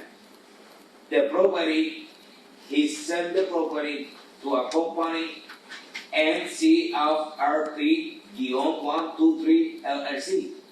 I come to the city, contact this office, no number, no email, only mailing address. How we can contact these people so we resolve this problem? When we take a short break, I'd be glad to talk with you about that. We'll get you a staff on that. That's an All right, thank you. interesting statement, but we need to go back on the track for this particular item. Thanks for your interest. Okay, Thank you. all right, I do need a motion made by Councilmember Jerry, second by Councilmember Fitzpatrick. Any discussion further on? All right, call for the vote then, please. Was the motion, Councilmember Najarian? Aye. Yes. Oh, Okay, Yes. checking. I'm sorry. I got your vote though. Councilmember Fitzpatrick? Aye. Mayor Pro Tem Goolsby? aye. Councilmember Beck? Aye. Councilmember Bowman? No. Councilmember Vaughn? Yes. Okay, that motion passes. Okay, thanks, okay, let's press on. Let's move on to tab number C, discuss and to consider resolution 954-2023. It's a resolution of the City Council of the City of Universal City approving a project for the Universal City Economic Development Corporation as authorized by Section 505-158 Texas Local Government Code, authorizing certain financial assistance to be used for targeted infrastructure located within the city and providing for an effective date. Again, by the way, although we just passed, that's the first reading. If something comes up that you think is important, but obviously you can address that as an issue. Okay, yes, Kristen? Thanks, Mayor. Before council today for their consideration is Resolution 954. That resolution's approval will authorize the EDC Philly Street Parking Lot Project. Back in October of 2022, the EDC acquired 119 East Aviation. It's about a half-acre parcel located between East Lindbergh and East Aviation down in our Aviation district. While the market hasn't allowed for the EDC to acquire property adjacent to that property, it has been determined by the EDC that the best interim use for that property would be a public parking lot. The parking lot would serve as an additional parking for existing businesses, for potential new business at 302 Packer Road, and even potentially residential guest parking for the development that you just heard today. And it would be in line with the 2018 conference plan goal that Michael presented in his presentation as well. The contract would be for professional services with 6S Engineering, and they would provide the survey, the design, bid phase services, and construction administration for that project. Let's just screen real quick so it doesn't turn off. And the amount of the project, or of this contract, I'm sorry, is $20,480. Some of the things that we would address in the design of the project would be lighting. Lighting is not called out in this contract. Public Works actually is going to work that separately. They did acquire some surplus light poles from a federal buyout program that they were a part of, and so he's looking to recycle that to light the parking lot. Landscaping will be considered. A lot of that hopefully will be done in-house, but we'll work with the designer or architect to design that in the parking lot. And then also pedestrian connectivity, how the pedestrians will get from that parking lot to the adjacent surrounding businesses. I am not in the business of developing parking lots. Randy has a lot more expertise in that, so he's going to kind of be the project lead for this and is here to answer any technical questions if you have any related to the parking lot. Okay, let me go ahead and entertain a motion first, and then we'll go into discussion. Second. Jerry, let's discussion. Address this, sorry, Ms. Buckle. Thank you, Mr. Mayor. The way I understand this bill is that this is an interim use as a public parking location until further implementation of the Aviation District Master Plan leads to it being put up for sale, for development, something like that. Is that correct? Yes, sir. If we're able to acquire adjacent properties and the use could change. Interim could be 2 years, 5 years, 10 years, 20 years. It's really at the EDC's discretion. Where does that property fit in the overall plan, the map for our vision plan of the future use for that location? Sure, so the aviation plan as it was presented, that parcel is part of our town square. Like I had mentioned, the market hasn't allowed for us to acquire those adjacent properties, but those pieces of the puzzle in the aviation district are really able to be moved around. It's not so important as where they are located as much as it is that they're located in the plan. Thank you. And last question, Mr. Mayor, if you could clarify, public means free or public means available to the public at a fee? There is no intent at this time to charge for parking. It will be free. Thank you, Mayor. Good. All right, so I have a couple questions. I didn't have a single resident that was for this, so I would like, why can we not, if this is temporary, why can we not just do a gravel and park at your own risk? Why does it have to be spent and spending all this money for something that's temporary? Is what everyone, I guess, asks. We're not looking to do a concrete parking lot. It will be asphalt, so there's less of an expense there at first. Two, we're still wanting it to look nice and presentable. We're still planning on lighting it, and like I said, interim could mean 2 years, 5 years, 10 years, 20 years. So if you're going to spend money to invest in it, we'd like it to look nice. But wouldn't it just be way cheaper just to throw down gravel? Am I wrong? Like just to throw down gravel and call it good? Police, fire, and emergency services, you want to have what's called an all-weather surface. That means it's something that they'll be able to travel through at any time. And just plain rock or gravel a lot of times doesn't carry what they need, especially the fire trucks. It certainly doesn't carry the weight of the fire truck. So then you have issues with that. The other thing that you have to be concerned about when you are dealing with environmental issues, normally you do not want vehicles parked on rock or gravel because the oil and the condensation from their units drift into the ground, and then there's a potential for an environmental issue. So we always like to have them on asphalt or concrete so that we can catch those liquids that protrude from all vehicles, and then that way we don't have an environmental contamination. So from the residents aspect, it just feels like it's a very expensive project for like no benefit to the residents other than possibly some people could park there, but if it was just gravel, they could also park there and it wouldn't cost the residents a lot of money. But I guess it's all down. Do we have any rough cost estimate on what the park's construction would be? We don't because we haven't designed it yet. We'll get the probable cost of construction at the 60-point design phase. Randy, do you have a ballpark of what you think this would cost? Not at this time. There's going to be, the engineer's designing, he'll come up with an estimate, but there's going to be a lot of this that's going to be recycled. It's recycled base material and stuff that we incorporate. So we're going to do some of this in-house, and then we will contract for the concrete work and some asphalt work. But it'll be a cost plus with us doing it in-house. And so I would work the cost, whatever we get from the engineer, probably won't cost us that much. Back to Ms. Bowman's consideration about the parking surface. So I call it recycled asphalt. So when we have old parking lots that we rip up at parks and other city facilities, we stockpile that. So Randy's intending to reuse that rather than buy new asphalt, to reuse that asphalt for this one.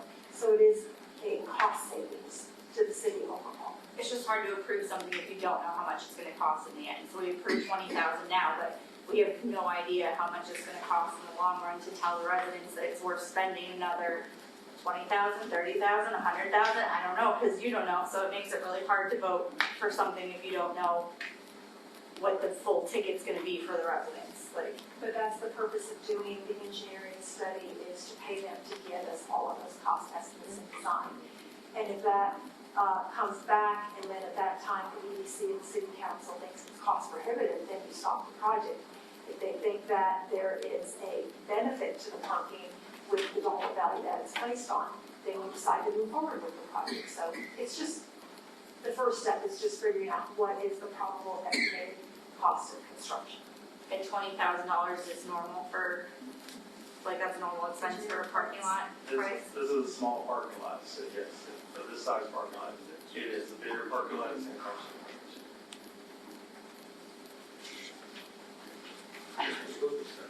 So if we come back at the 60%, they're gonna give us the cost estimate, right? And then at that point, if it's a yea or nay, you're not paying for CA, you're not paying for bidding, you're not paying for all those pieces, so you're not Right, out. just the design portion. Just the initial design portion. That's correct. Thank you. Thank you, Mr. Mayor.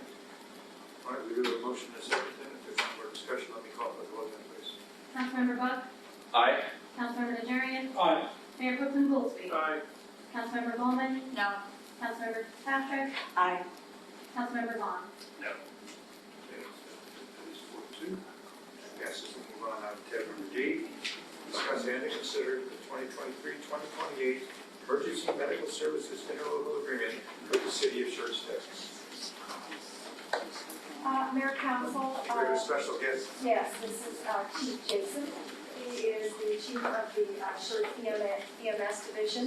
And he's going to be talking a little bit about his operation. And then we'll have some general discussion on the contract. He's going to hold his slide presentation.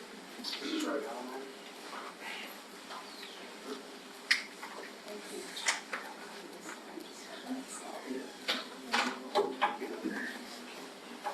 I apologize, I thought I was here to do a CPR class.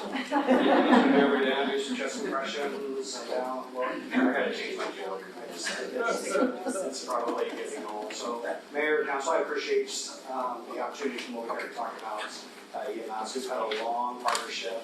It's been great for us to provide ambulance transport to your residents. I also want to say that we have a great relationship with UCPD and UC Fire, so thank you, Chief, new Chief, congrats.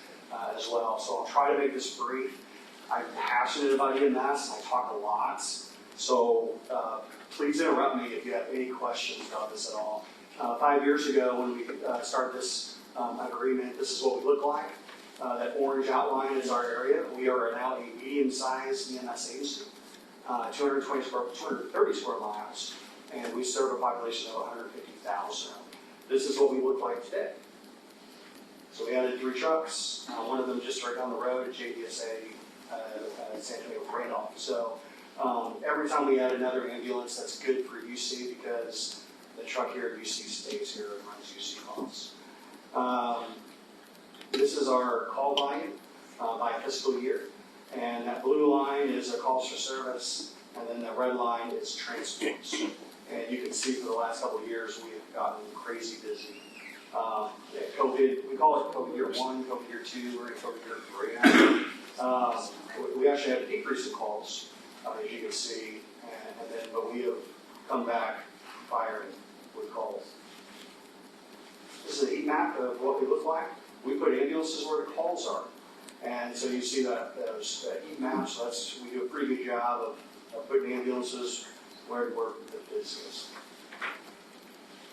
If I isolate just University City, let's talk economies of scale. So the University City residents have access to 8 ambulances. And you can see how they're spread out across, and you can see specific days where we actually had 5 ambulances inside the city limits of UC back in December at 11:30 in the morning. In January, at 11 o'clock at night, we had 3 ambulances on separate calls at University City. February, 4 calls, 6 o'clock in the afternoon. And then again in April, this was very simple to find, where we're just not running 1 ambulance in University City. We've had multiple ambulances running multiple calls in University City. We are our second busiest city.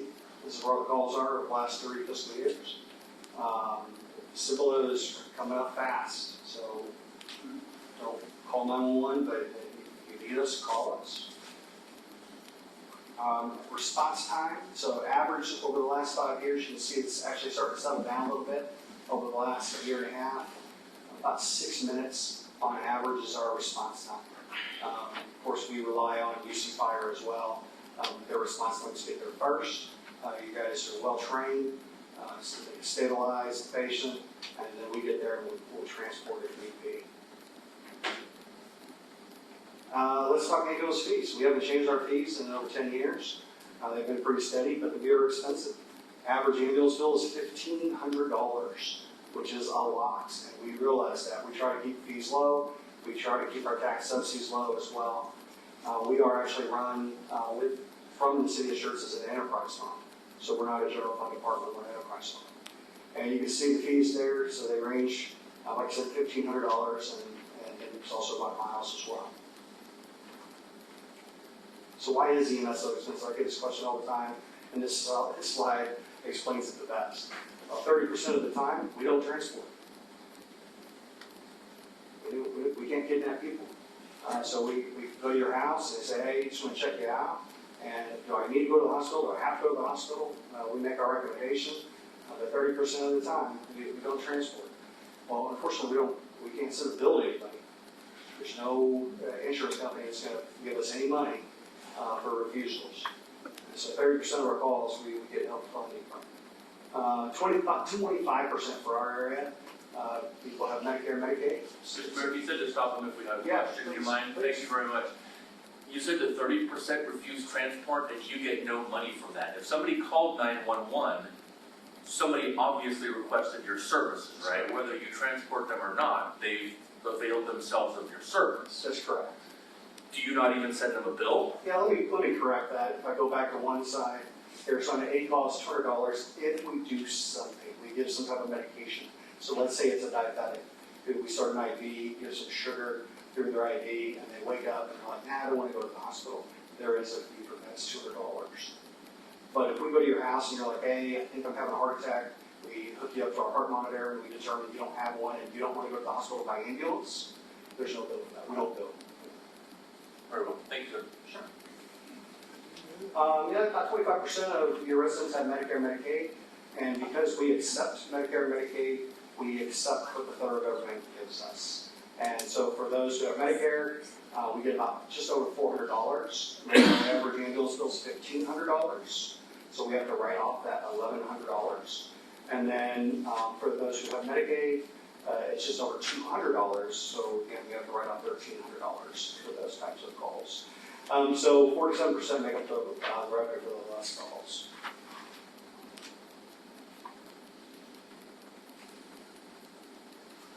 So, Councilmember, you were asking what does EMS stand for? No, not being serious. So I'm not really being serious, but I am. Expensive medical services. It's very expensive to run EMS. Just easy math, it's $1 million an ambulance is what you're looking at. And if you budget $1 million per ambulance, then you bought yourself an ambulance service. You can see the cost just in the last 5 years has skyrocketed.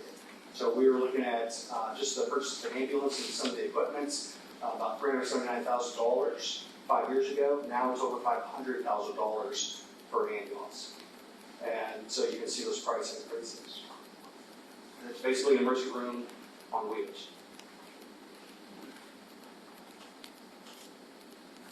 The other question I get, there's two more questions I get is, what does an ambulance call actually cost? So again, doing some easy math, in fiscal year 22, my expenses were $11.6 million. We ran just over 13,000 calls. You divide those two numbers together, $862. So every time we run a call, it costs us $862. So those are our expenses. That's what the easiest math I can do. Now, cost of readiness versus use of service is the other thing I get. So Universal City pays money for us to provide EMS. Well, then why do we bill residents? So I look at this as a cost of readiness versus use of service issue. So if you're paying for a cost of readiness, you're paying for 2 paramedics to sit in your station and wait for that call, just like the fire departments. And then sometimes we're calling. And so that's the use of service. How I can compare this to is the water department. So the water departments are paid for by your tax dollars. But use of service, so if Chief Perna wanted to fill his pool, and he wants to spend that money on filling his pool with water, he can fill a pool. And I don't want to fill a pool, well then he needs to pay for that extra water use. And that's kind of similar with EMS. So we're there providing cost of readiness, and that's what you guys are paying for. And then if we are used, then we do bill for that. We do try to bill insurance companies, Medicare and Medicaid as well. We will work with folks as well.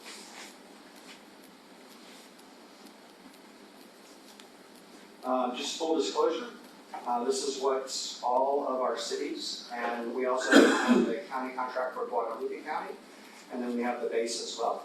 So full disclosure, that's what everybody gives us. About 35% of our operating costs come from what I call a tax subsidy, city subsidy, the county and the base. Even the city of Schertz has to pay their fair way as well. And it's based on a per capita model. So I even invoice our city quarterly as well, just like the commercial city. So that's what those costs are. And then of course the other 65% is the ambulance revenue, is what we're collecting on top of.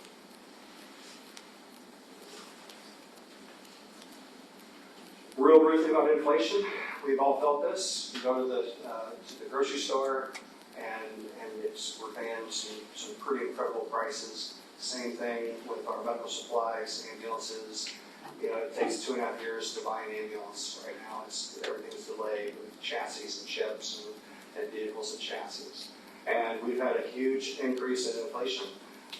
Fortunately, luckily, we're seeing that inflation numbers come down, thankfully, but we're not seeing the prices come down. We're seeing inflation come down, but the prices are still at the same height. I think, like I said, you just feel that at the grocery store. We're feeling that too. Our current agreement ends the end of September. What it says is we adjust the population. We do this by estimates, which has been difficult. The census only updates every 10 years. And back in 2020, in the midst of COVID, I was hoping it would be a little bit more accurate. But we found they did a little bit too high of estimates in some cities. The other part of the agreement says that we will increase the per capita based on the cost of inflation for protective care services, not to exceed 3%. So that gives you some budget numbers to work with. You know we're going to adjust your population, and you know we're not going to go over 3% on that per capita number. In fiscal year 23, we're looking at it was $16.10 per residence. So for your population, that's how we got the number of that 345, 550, 430. And that's the current agreement. Like I said, it ends the end of September.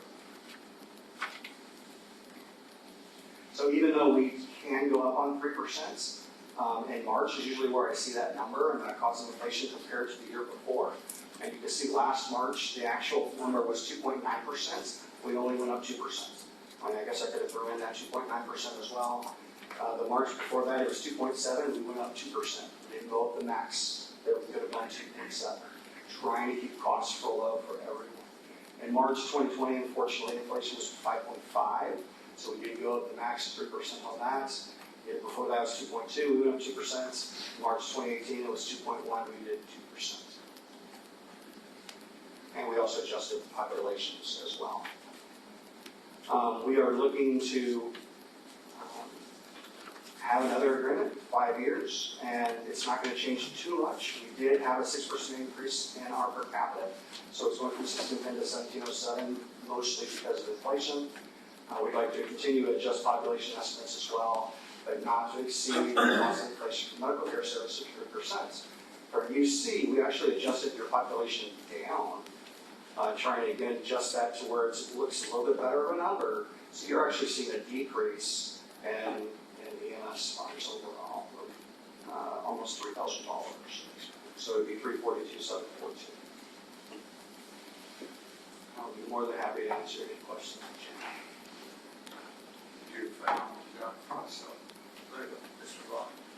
You mentioned that you're an enterprise fund, so I pulled up your financial statements, and you had a pretty good year for 2022. And so I'm just thinking, has there been any kind of discussion about over the next 5 years, if your calls are up and you make more money, that can be shared among all the participants? Not that we want money back, but I mean to lessen some of those cost increases over time. So we would, yes, I would think anything is on the table. And what we would do is we would, like what we did with the cost of inflation, just not go up to what we could have, if that makes any sense. I will tell you, I don't know what is a good year for us.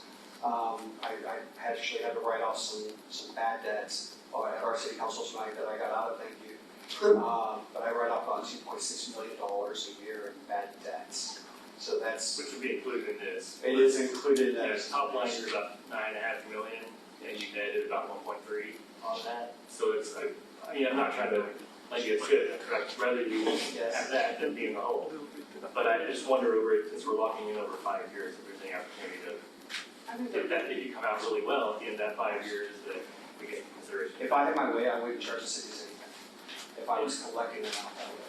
And we do operate in the black, not in the red as well. I buy ambulances with cash as well, and that's new for the last 3 years, as opposed to financing them over 5 to 7 years like we did in the past. So I try to basically, I use our budget like I do my personal finances as well. I don't like debt, and I do the same thing with our budget. And everybody else is paying 1707 per resident, so we can't. All of our cities. Yes, all our cities, so it's fair that everybody, and it's kind of how we talk about, even the city of Shirts as well.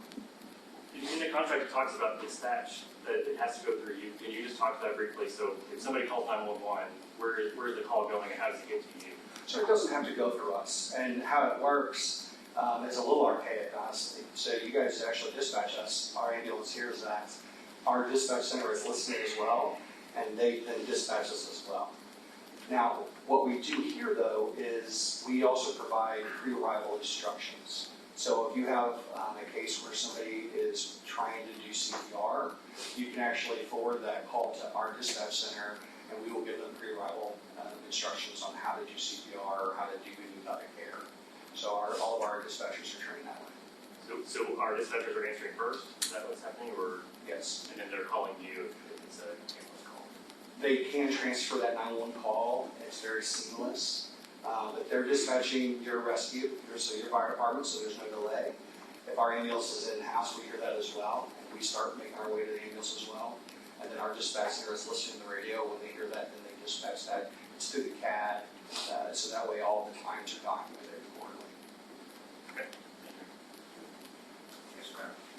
So I talked to a lot of residents and asked them how they felt about this, about their EMS, and I just wanted to let you know, every single person said, you guys are wonderful, amazing, they've had nothing but wonderful experiences, and they're very much looking forward to doing another 5-year contract. So I just thought you should know that I had nothing but glowing reviews for the Shirts EMS. And I've also used you for my own kid, and it was amazing, so.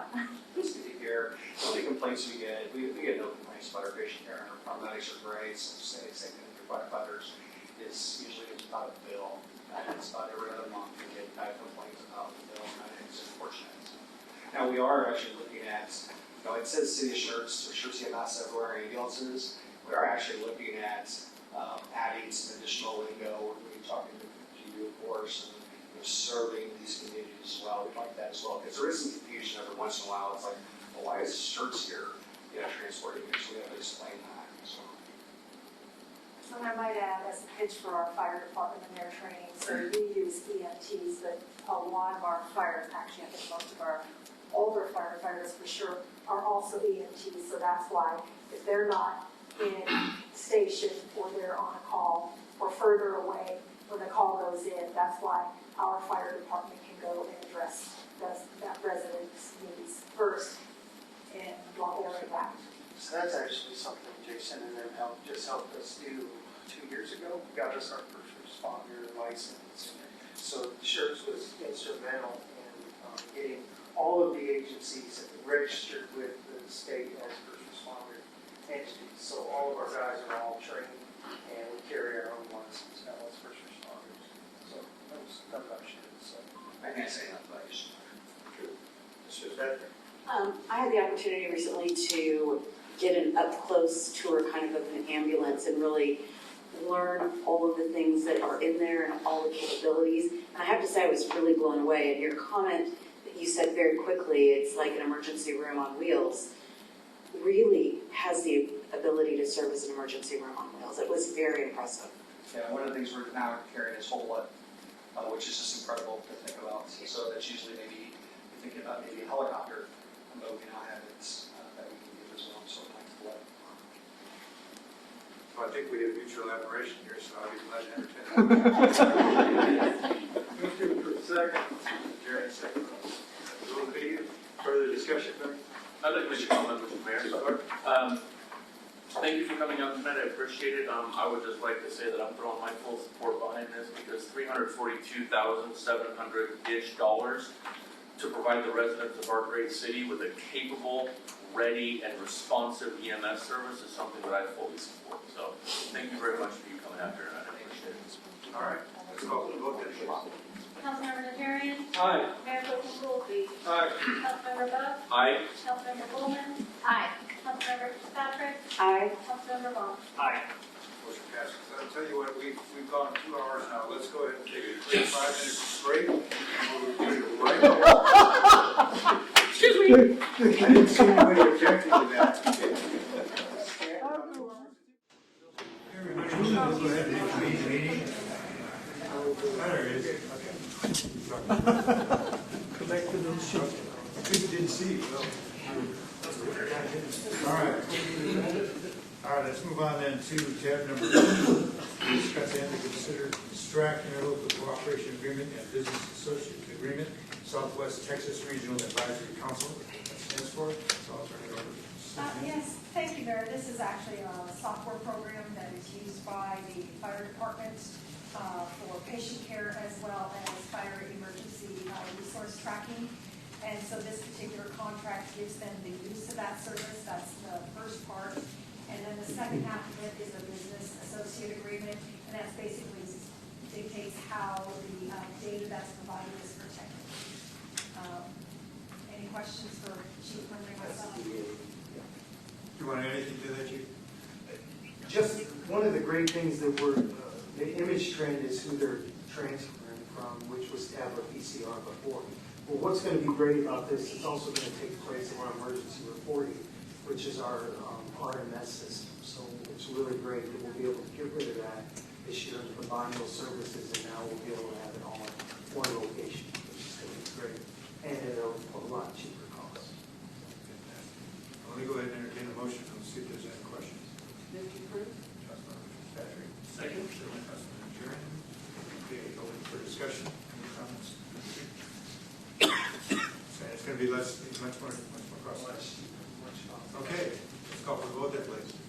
Councilmember Fitzpatrick. Aye. Councilmember Najarian. Aye. Mayor Goldberg. Aye. Councilmember Bug. Aye. Councilmember Bowman. Aye. Councilmember Vaughn. Aye.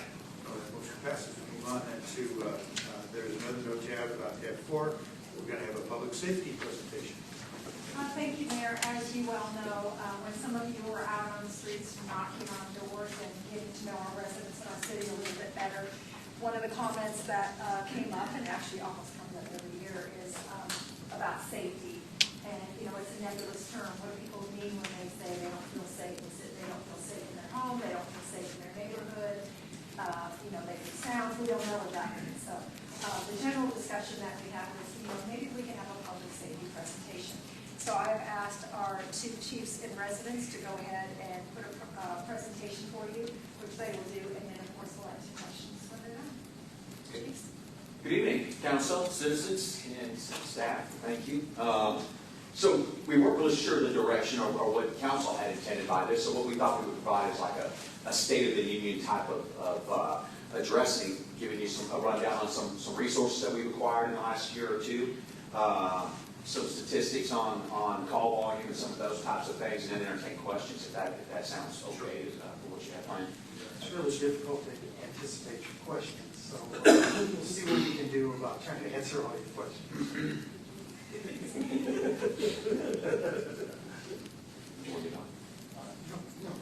You want to start talking about some of the ARPA funds? Yeah, so primarily out of ARPA funding and with some general fund supplemental stuff. Most of our resources we've acquired include new MDCs, the mobile data terminals, mobile data computers, a PD Smart Board for updates for emergency operations, because it is our EOC, for training for several uses, the exterior fencing to protect the last remaining generator that we have here on site and the back electrical to our city, new in-car camera redacting software and warranties, AEDs for our vehicles, which we've deployed on several occasions, issued probably 3 or 4 life-saving awards in the last year or two. I wanted to make a comment earlier on the EMS portion that in addition to their EMTs, we have several paramedics and 1 nurse that several have received a life-saving award because of the swifter response as a result of our response times as well. The Shade Pro car shades, which are preventing our equipment from deteriorating and having to be replaced so quickly, and obviously keeping the cars at a cooler temperature and hail with the volatile storms that we have with some of the warming concerns. We've added 2 officers, a mental health and a traffic unit, which the traffic unit has only been applied on a part-time basis because we aren't fully staffed quite yet, but we're working diligently and almost there. The flare storage that we needed to have for our flares to keep them out of the building. A new warrant vehicle, which was approved and purchased through courts, but also I believe it might have come, or maybe perhaps not, that might have been a general fund line item that comes out of the court security.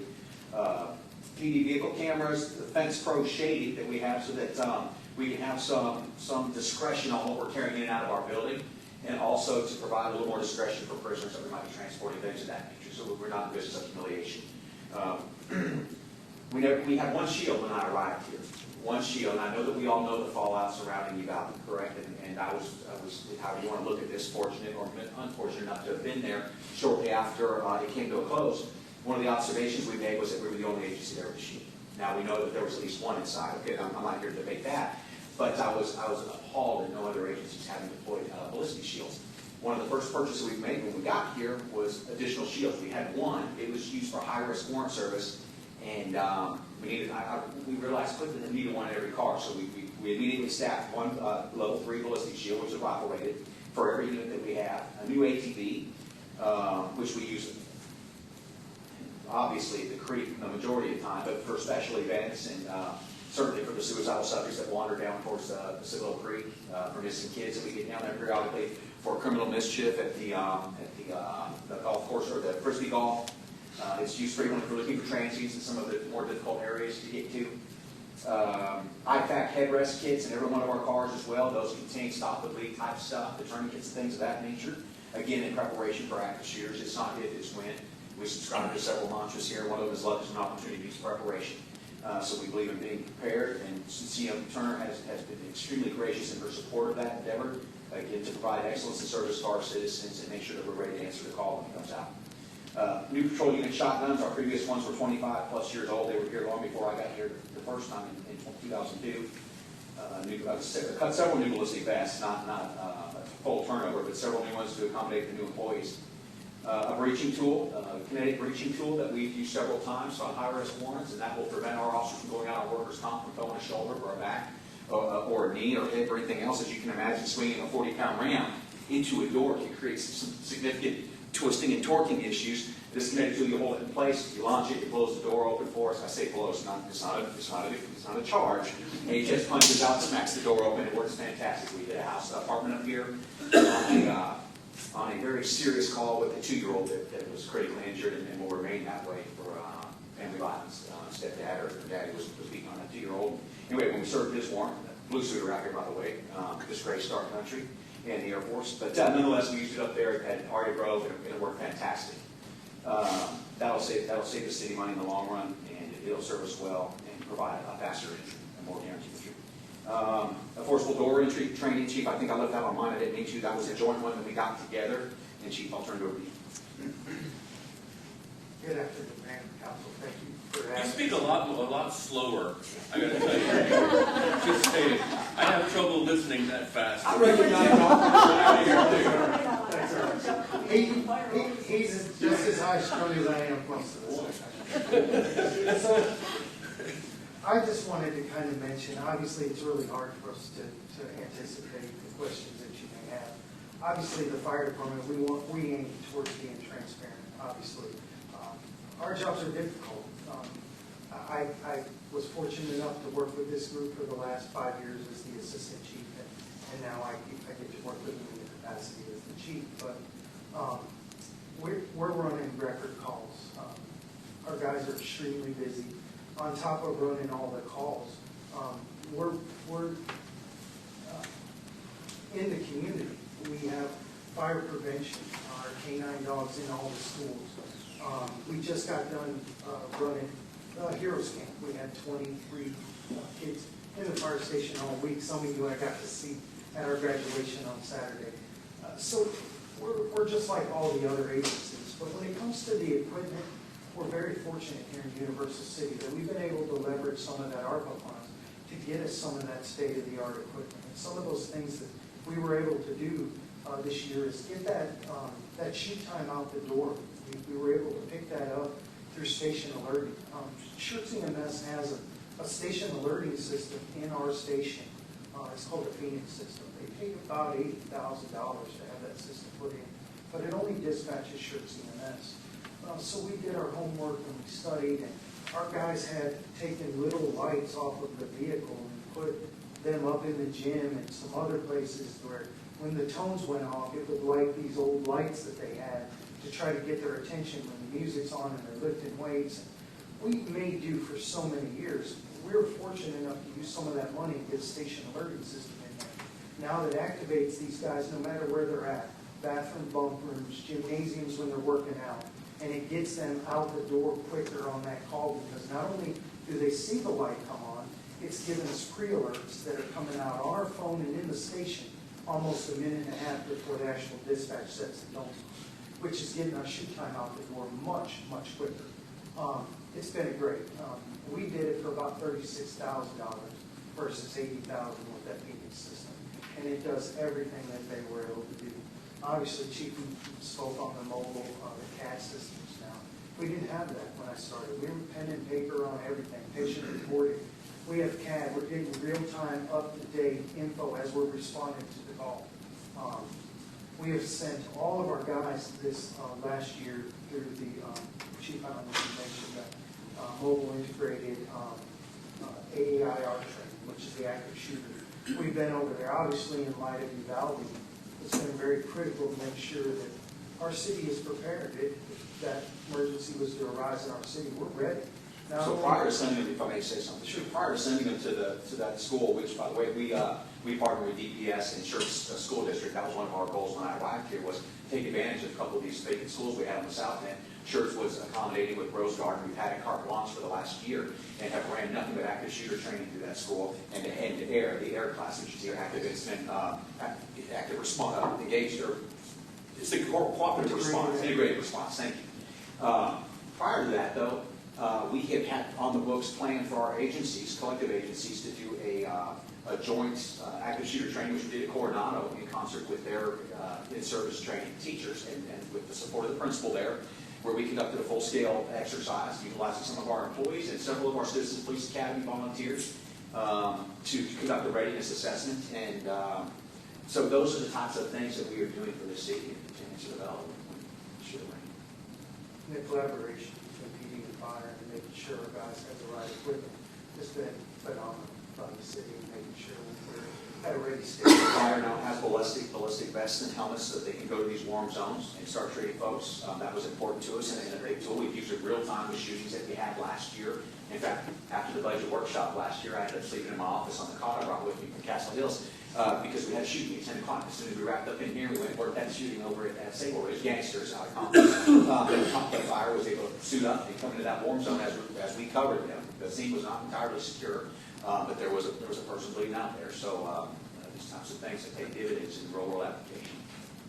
We were able to leverage the addition of that mental health officer in the fire department as well. So not only do we have, as a matter of fact, we just got a compliment on him today. These guys are doing exceptional work out there in his mental health. And not only are we seeing an increase of mental health in our community, we're also seeing an increase of mental health in, obviously, public service. And it wasn't just your standard run-of-the-mill kudos. There was so much emotion in this email that you could know that the mom was crying as she wrote it. Because that's her 15-year-old son that in years past would just kind of get manhandled to stop the situation, where our proactive efforts with the mental health unit have gone out, established the rapport with some of these folks that we've identified in our cities. And when we arrived and he was in full-on crisis mode, tearing the house up and trying to insult their younger sibling, he recognized our Officer Todd and Officer Logan Yee, and Firefighter Todd, excuse me, and Officer Logan Yee, and immediately went to work with him and calmed down on site. It's fantastic. You read the emotion in that. And that's just one instance. We're doing that with all the folks that we have dealt with on emergency detentions. We're finding resources outside of our city never found before. And on that note, and this is important to note, we are on again, the call volume is record level stuff. And that's not just us, that's across the country. When you go in liberal DAs, and I don't care about that stuff, but the application at the booking, at intake, it emboldens criminals, and so there's more of it. Our arresting still has to take place. There still has to be a police response and a fire response as needed to certain calls. But the lion's share of our resources are going to the emergency detentions, the medical crisis situations that we're facing. We are on par right now at the midterm of the year to break our previous record of 154 by 50. So a 25% increase or so. I didn't crunch that number very fast. If you want to jump in there and correct me, I'll tell you. But it's a substantial increase, and one that we've seen coming and that we've taken efforts to combat, if you will. I don't mean that in the exact use of that word, but to mitigate. We have the appropriate equipment. We've been adding a policeman and a fireman every year for the last couple of years, one additional with the traffic cop, and then obviously proposing, because it's in the comprehensive plan. But they take a large portion of our resources because they require us to transport them to the appropriate psychiatric ward that is dictated by, and I forget the name of it, it's a dispatch center that does it just for that stuff and tells you which hospital is best suited for that type of patient, and it could be on the other side of San Antonio. So it takes our folks out of commission for an hour and a half, 2 hours, almost daily, at least every other day, by the numbers that we're on to get this year. So the mental health officer is, their job is to either be the first responder for that particular situation, or to take the officers who are stuck in that situation and relieve them, put them back in the streets, and then the mental health officers can carry out and follow through. How many do we have? Two, one in police and one in We do have one for fire. each. Okay. One in police and one in fire. Those were added into the budget. Okay. Thank you. So we're seeing something new this year too with, I don't know if y'all have paid attention to the MAC building that's over there at Morgan's Wonderland. They have put on, San Antonio Fire put on a full-time mental health officer in there. And what happens is when they reach out to the MAC for that mental health type of help, they've been referring them to us. So we've started seeing referrals, and quite a few in the last year since the MAC has been up, of residents that live in our community that reach out for help from the MAC, and then they refer them to us, and then I pass that on to our mental health. He reaches out to that family in our area and says, hey, we're with the fire department. Do you have any needs or any concerns or anything? Some of them may be they have children that has some type of a disorder like this gentleman we're talking about, and we put that in the CAD notes. Hey, he's aggressive, but he has a rapport with Officer Tom. Those notes become key. And they need those notes real time, through our dispatch center, through their MDCs. And it's key in that emergency. Additionally, I'd like to mention that the mental health officers are not just for our customers external to our organization, they're for our team internal too. They're part of our peer-to-peer network.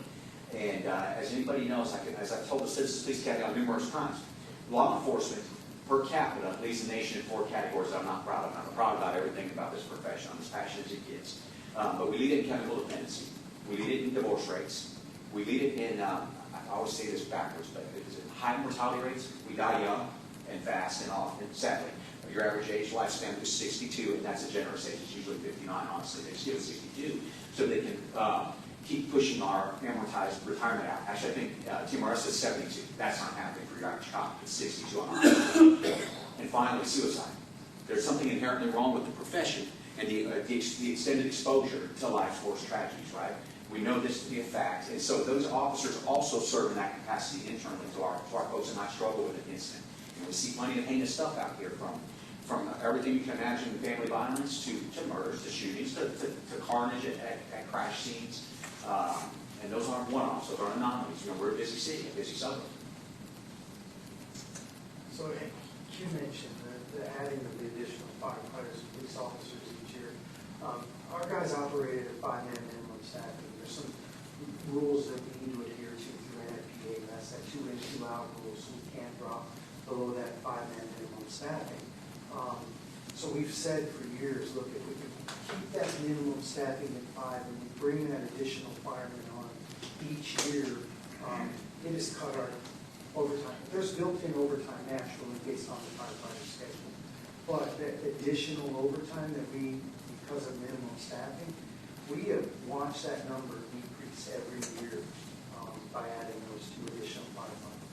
And obviously this year we're coming back and asking to finish that off, and that'll balance out that 3 shifts. And obviously we can't make overtime go away, but if we keep decreasing it, it's a win for us tremendously.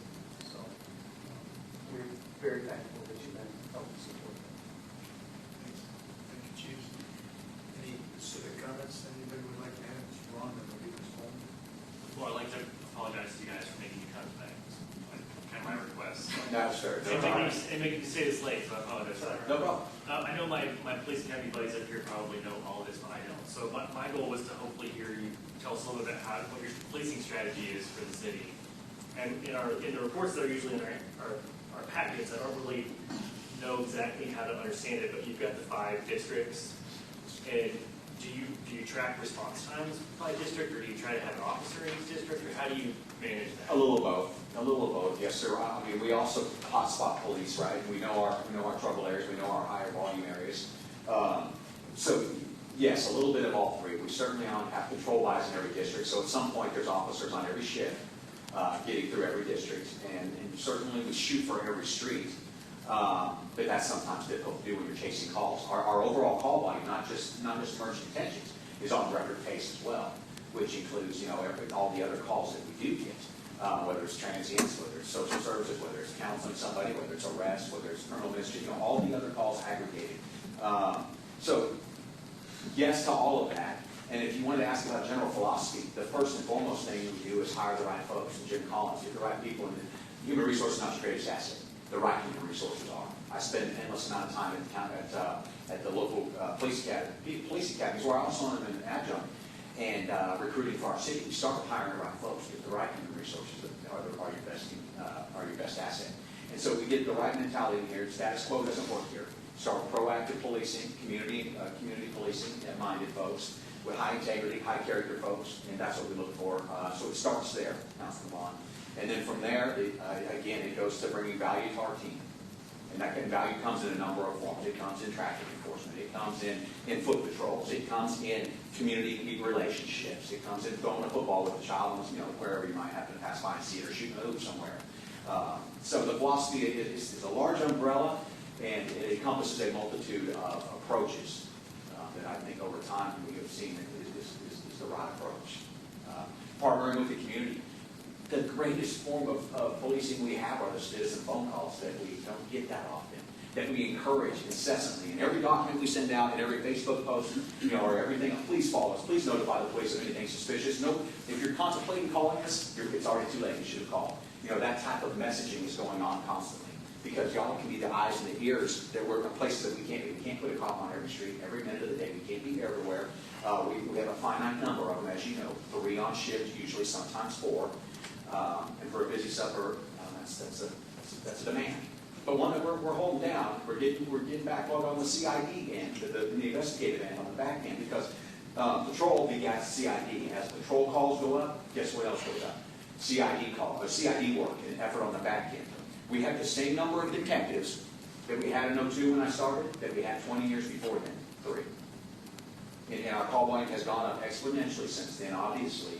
And last year I came to you for a detective. I'm not trying to jockey for that. I'm just simply saying last year I came for a detective. It got marginally close to getting approved. It was not. I will be asking for that resource again this year in hopes that this presentation and things that you may have learned or gleaned since last year will have paid dividends in that regard, so that we can better serve our citizens and our shareholders.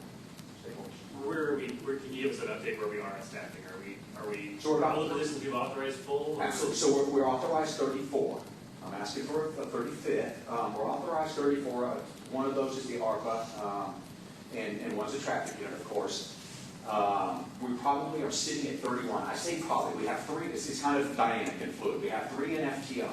We've got 2 in the academy right now. We're looking to send another. So I can sit here and do the math. It's about 31 that we have currently that are cops. 3 in FTO. They're sworn, but 3 of them are in FTO. So we're probably at 29. Those 3 graduate in about a month, and will be released from their FTO duties, and that'll get us to about 32. And then that will be what we normally know as our normal full. then there's the 2 additional from last year. So 32 will be a win for us. And I feel compelled to tell you this. University City ain't losing a recruiting battle. I'm here to tell you right now, our efforts over there, we get the best of the best, and every other agency knows it. And none of them work as hard as we do to do that. I set the hook that these folks here reel it in. They reel it in when these folks are attending swearing-in ceremonies that we have, and the citizen, the rest of the city team comes out to it. They're reeling it in when all the stuff I'm telling them at the academy, they get here on a ride out, and they go, man, that chief was full of crap. I almost said something else, I apologize. They see that it's actually living and breathing and true. And with the passion that I bring to that academy, man, there's no denying. You know when someone means what they're saying. So that's about where we're at. We're winning the war. Other agencies are not so fortunate. There's numerous agencies that are down 20 and 30%. We're not there. We're there right now, but the folks we have in the queue bring us out of that substantially. And are we losing any turnover-wise, or the only ones we have lost, Councilman Bond, and I'm proud and not proud to say this, are the ones that deserve to wear our patch badge. We haven't lost anybody to a sister agency except one that wasn't welcome here, and he found a home at one of the local sister agencies, and more power to them. But I have high standards. I have high expectations for our police. Y'all deserve it. Your citizens deserve it. Your constituents deserve it. The staff here deserves it, and they're going to get it under our watch. Okay, one more question, and then I'll yield. This is probably not a popular one, but I know that like Live Oak does Selma's dispatch and Shirts does Civil O's. In your opinion, what downsides would there be to one of them handling our dispatch work? So I've lived that as a police officer, so has Chief here. And the downside is, first and foremost, is going to be response times. Oftentimes there's a call tree that's associated with that because their call volume goes up, so they try to make it more efficient on their end through call trees. Castle Hills looked at doing this when I was there. Bear County was the only option they had at the time. And response times went from about 3.5 minutes. We're at about 4 if we're a little bigger city, which is very fast. And by national standards, it's 3 times as fast, maybe 4 times as fast.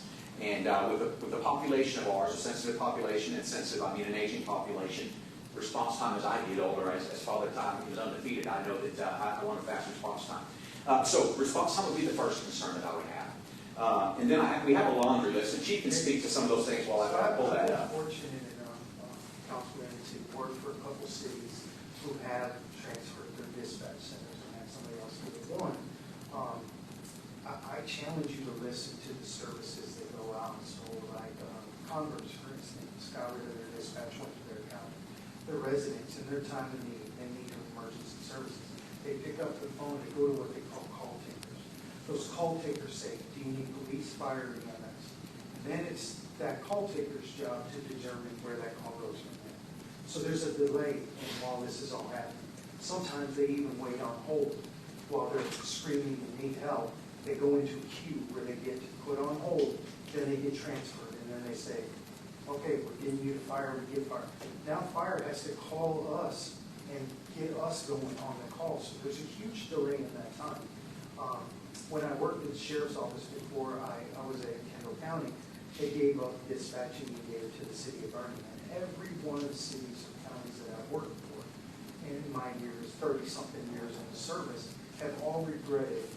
Once you give up that dispatch center, it's extremely hard to bring it back. And they realized at that time that it was a horrible decision. And now it wasn't cost effective to reopen. I worked there as well. Chief and I were there together a long time ago for a brief period of time. I was on the Birmingham PD side. He was on the Kendall County SO side, the law enforcement side.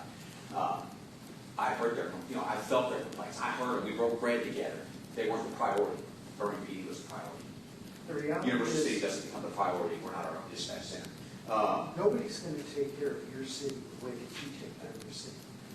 When I was in Atascosa County as the emergency manager, I actually saw them wrapped up in a pursuit and forget to set off the tones for a fire call when there was a fire going on.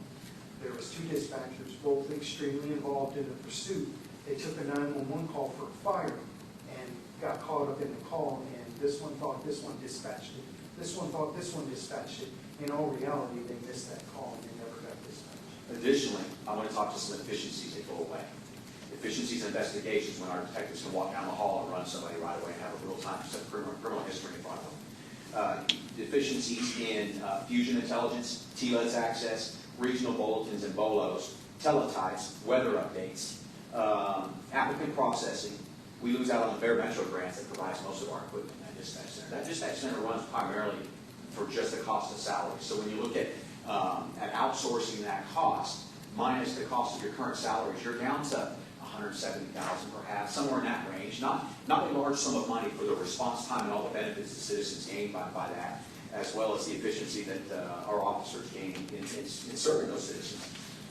Furthermore, we have in the past, and we used to do it when I was at Castle Hills, dispatch for other agencies. I had an agency reach out to me recently as I just took over the presidency of the Alabama Area Police Chiefs Association and asked what we could do that for. Today, we kind of negotiated a price or brokered a price internally, not with this external agency yet, that also would further offset any costs the dispatch center has and allow us to staff it with another unit, another officer. We're already remodeling, which is long overdue, to account for a third console because our call volume has gone up, so that the additional console will be there. So we're looking at some of these other remedies to offset some of the costs there and bring in greater value to that dispatch center.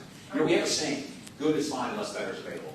And our folks have heard me say it twice today. Once at breakfast and again at lunchtime, somewhere in that vicinity, when we were having some conversations. So we value the input, we value the dialogue, but we're always working, with value as well. Just so you know, we never rest on our laurels. I would ask you to talk to some of the other chiefs that are working in some of these other cities that are using the Vivo dispatch and early Congress dispatch center and see how they feel about it. Because the chiefs meetings and stuff that I've been at, they've all not really been happy with the service.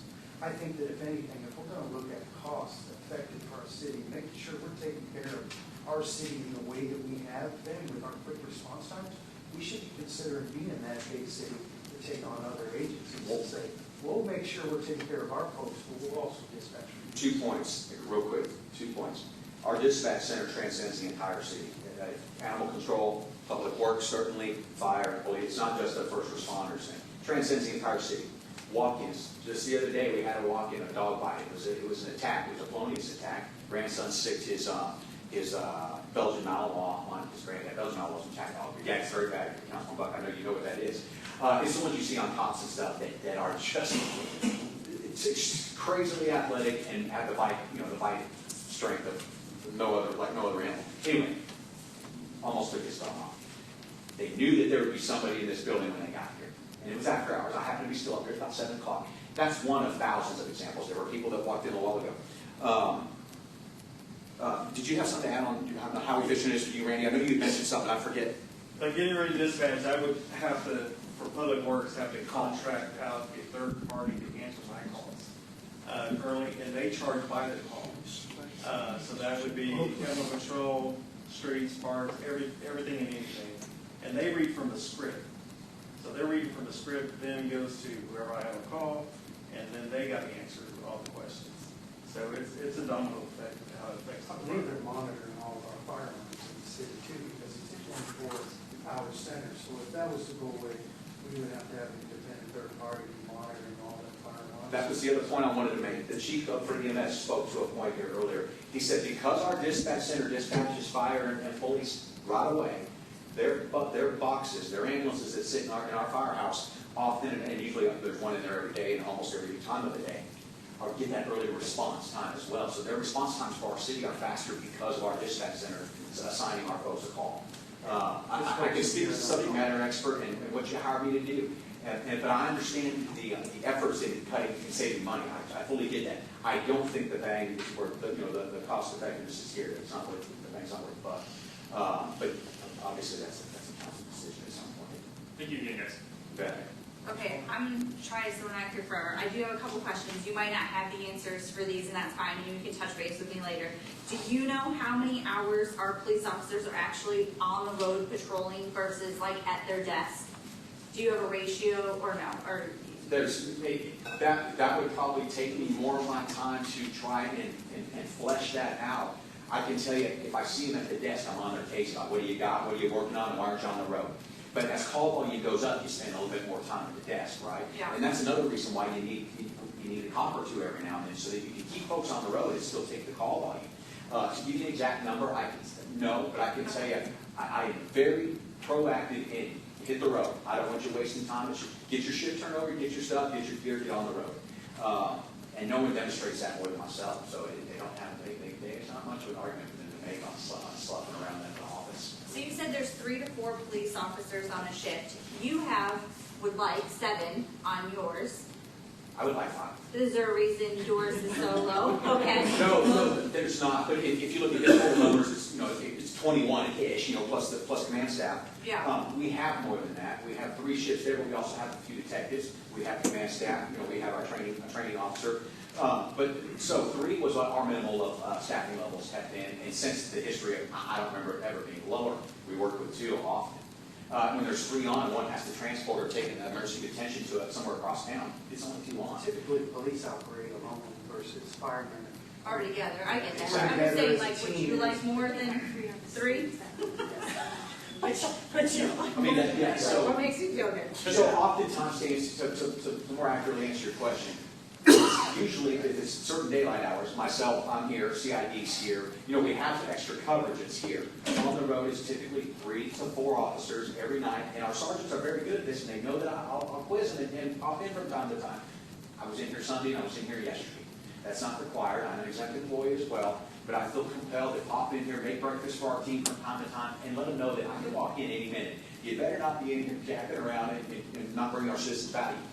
But our sergeants know that too, and so they're very pointed at 2 in, 2 out. There's 4 on. Somebody stayed on the road, so there's always an officer that's ready to respond from a mobile position to streamline the response times. All right, do you have a number, like other cities have a ratio of how many police officers to residents? Do you have one of those numbers, like 1.8 Well, police officers it's to funny 1,000? it's funny that you asked that, because I did my certified public manager 2-year designation. I graduated last May at Texas State University on that. CM Turner has kind of started for our city, and that I started before I got here, but I was fortunate to have a city manager that encouraged me to see it through fruition. And I did my what do you call your end thing? Dissertation. Your practicum, thank you. You said yes, so one of the same. Your final project, I did it on just that, staffing levels. And here's what I found after doing tons of research. There is no one exact model. It's what your citizens' expectations are. FBI estimates 1 per 1,000, right? That puts us at about 22 cops. I'm telling you, we couldn't police that way. Yeah. We absolutely couldn't do it. Our response times would go to 10, 15, 20, 30 minutes probably, and calls would be, arrests and things would be getting dropped, dismissed at a more alarming rate because we couldn't meet the requirements on the timelines. So that is not practical for a city our size with the citizen expectations that we have. It's loosely based on, here's what my premise was. People move to suburbs because they'll say this. When I call for a cop or a police officer, a firefighter or a police officer, one comes to my door, one shows up. Operating under that premise is what are our tolerations, right? Some folks are okay with San Antonio's 12, 15, 40, 50-minute response time. The 12 and 15 was an emergency response time. The other ones are your average response times on a non-emergency call. I know that we're not okay with that. So yeah, we try to push for sub-5-minute response times and keep us well ahead of the norm and the average, because our citizens deserve above average. I'm almost done, sorry. Do you have, a lot of the residents they're concerned about, I got a slew of emails, concerned about the increased amount of homeless in our area. I know we've lightly talked about it before. Do you have a plan for this? Are you guys concerned about this? Like, obviously it's a nationwide problem, but it does seem like it's coming home, reaching home, and I think that concerns, like you said, people who expect short time calls. We're a little bit more sensitive to it when there's only 2 or 3 as opposed to other places that are okay with 15, 20. So, where do you land? Very loaded question, and I'll start with this. Austin's done us no favors. Yeah. No favors, right? Because it's a mecca, and it's only 50 miles up the roadway, so that mecca broadens, it gets further and further, and then we become the extended mecca for homelessness. Because of their loose, and they just passed a city ordinance last year that they said was tough on homelessness and transient. It's ridiculous. If you get a chance to read it, it does literally nothing. It gives no teeth to the officer to do anything. It's horrible, counsel, but I'll tell you this, our homelessness right now is at an all-time low, because I just reached out to a personal friend whose daddy lives here, Sheriff Javier Salazar, and said, you got a camp down here on Mecca Drive? Thank you, Aztec Drive, I know my streets here, Aztec Drive, it's not even our street, it's Fair County. But we noticed a tent city down there, there was about 60 tents. It wasn't in our city, but they were coming into our city in shirts and flying signs. I said, come clean up your stuff, please, buddy. Your daddy's tired of seeing it, so am I. And I'm sure he did for that. No, he did. He did that same weekend. He called me, and I happened to be up here, and I'd been down there, and I saw their trucks down there. They moved that camp on. We've never been at a more lower time. That does not mean that they're not here. We still have our fair share, but we're at an all-time low. And so we're constantly keeping our finger on the temperature, on the pulse of that thing. We are looking at some ordinance stuff that Leon Valley has just passed, so I'm waiting to get that from Chief Gonzalez over there to take a look at that. They had some stuff about camping and hanging out on sidewalks that I thought was pretty creative, and it's something that we can incorporate. So we're always looking at these. One, they're a demand on our resources, right? Because they're often our emergency detainees, drug abuse. You know, they destroy the parks and stuff. The public works has to go in there and fix all the time in the bathrooms and sleep in the bathrooms. And so it's a nuisance. Certainly is. In the library, they're over there with some regularity, but it's at an all-time low. I have one more question for you and one for the police, then I'm done. Sorry. Okay, your response time, you said 4 minutes, 5 minutes. Is it taking you longer to get to certain areas like Orchard Park now that we've expanded? Are those calls taking more than that 5 minutes? Are we looking at more? I know shirts and them are coming too, but I'm just wondering, like, is that an issue yet? No, it's not yet because the call volume hasn't been enough to statistically change. We get enough elsewhere that we're still responding quite fast. And our officers are over there with some regularity. They're not. It's not on an island. We go over there. We're over there with some regularity. I pulled the numbers on that too, and ours is a 6-minute response time. Yeah, it's a That's fantastic coming down response. UC Boulevard, getting the highway, Right, going the long out way to around. 15, 18. It is the long way around. But And we we're getting really are in the process, we do have Of the road. Yeah. Yeah, I was just curious for now. My last question is for fire, and it was a resident asked me to ask you. So what does our ISO rating require for staffing? For staffing, so I would have to actually look at what that number is, and I'm not really sure. I don't think that identifies staffing. Okay. So what our ISO rating is we're an ISO of 2. And basically that rating is comprised of dispatch times and our hydrant locations and our equipment that we have on hand, which is our primary. The apparatus. If we wanted a better rating, would you need more staffing? No, I don't think that our staffing is involved in that. Okay. I think it's our response and mutual aid and all those other things factor into that number. And we've addressed the ISO rating of 2 versus. And ISO rating is not solely on fire, you have to understand. Okay. Water system. It's our water system, it's our Okay. dispatch capability. Co-compliance, how many co-compliance officers, how many building Okay, officials. so it's not just- It's okay.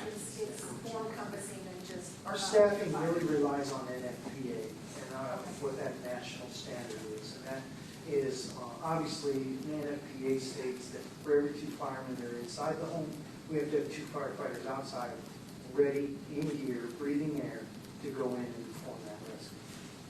Thank you both for your time. Sorry. Real quick, 11 years as an administrator, now 20 plus as a police officer, but 11 as an administrator. And I've had 8 city managers in that time frame. And I want to tell you from the top down, this place is as good as it gets. I've seen the other agencies inside and out, and it's not lip service. That's a fact. We have some of the best team members and folks here that work towards a common goal, and that's citizenry first and foremost. Your colleague's pretty cool too. Hey, council's okay.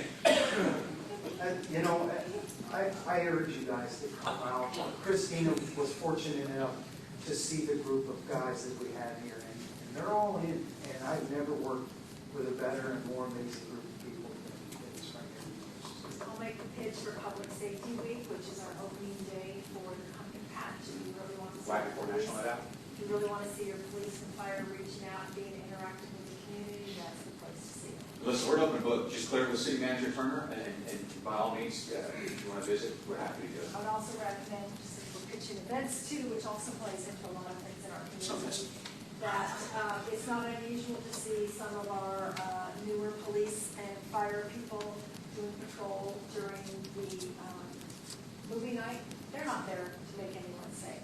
They're there just to be seen in the community and to touch base with the kids and the adults that are there, because we want them to see us as their friends, not as their enemies.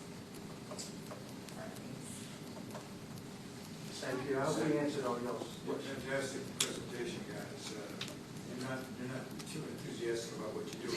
No, I'm high on there. There's no doubt about it. I love what we do. You don't work a day in your life if you like what you do. I was an IT analyst right before 9/11. You've heard my story. But for those of you that haven't, I'll keep it real brief. I know you're waiting. 9/11 came IT analyst on USA Day. It was my wife's birthday. Instead of taking her out celebrating, we cried like everybody else. And I turned to her and said, go back to the military, civilian law enforcement, what's it going to be? She told me as usual, like she still does, what I'm going to do. And I joined the police academy. I went from $80,000 a year to $29,000 a year right here in 2002, and I haven't looked back. I make a little bit more than that now, thank God. I wasn't making ends meet there, but when you like what you do, and you don't work a day in your life. That's absolutely true. One last quick comment. As I said in my invocation, God bless both of you and your team and everything that you guys are doing. So thank you very much for the service that you're providing to this community. I appreciate it. Thank you for all your support. Yeah, thank you for what you do. Great presentation. We'll see both in budget time. All right. Uh-oh, now everybody has to get That's awesome. Cape Hawk Thoroughfare status presentation. Sorry. Apologies to Stephen and Nolan. Wow, I put it at the end of the presentation, sorry about that. So, as you know, we've been talking about a lot of projects going on in the city, and one of them is the Kitty Hawk Thoroughfare plan. We've made mention of it when we've been talking about our reunion project, and that there was a lot of work that was being done on that.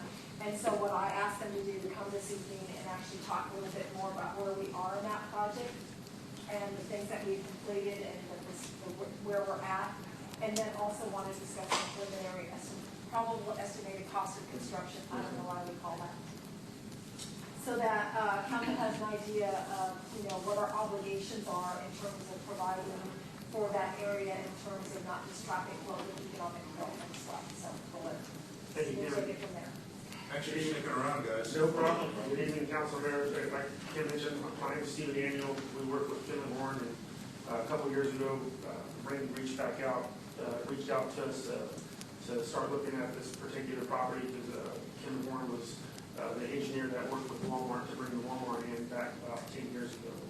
And so since then, Nolan Pierce has joined my team, and he's been instrumental in helping coordinate the layout, some of the design, specifically the roundabout that we'll kind of get into. So I wanted to both get up here and speak through it, and we can answer the questions y'all might have. So just real quick agenda. I think most everybody knows the location, but we'll just quickly show a screenshot on that, get into some of the background history, what we looked at in terms of the conceptual planning early on, and as we've gotten into the design of the actual thoroughfare near Kitty Hawk, dive into the proposed improvements, progress to date, cost, as Kim mentioned, for the Kitty Hawk component that ties into Kitty Hawk, and then we get some questions that y'all might have at the end. Location, just down the road from here, squeezed in between the Walmart and St. Matthew's Church. I know this is kind of hard to see. We've got some more graphics that we'll show later in the slide, but the component that we're referring to, Kitty Hawk, the Kitty Hawk thoroughfare, ties into Kitty Hawk and extends about 1,000 feet to the south.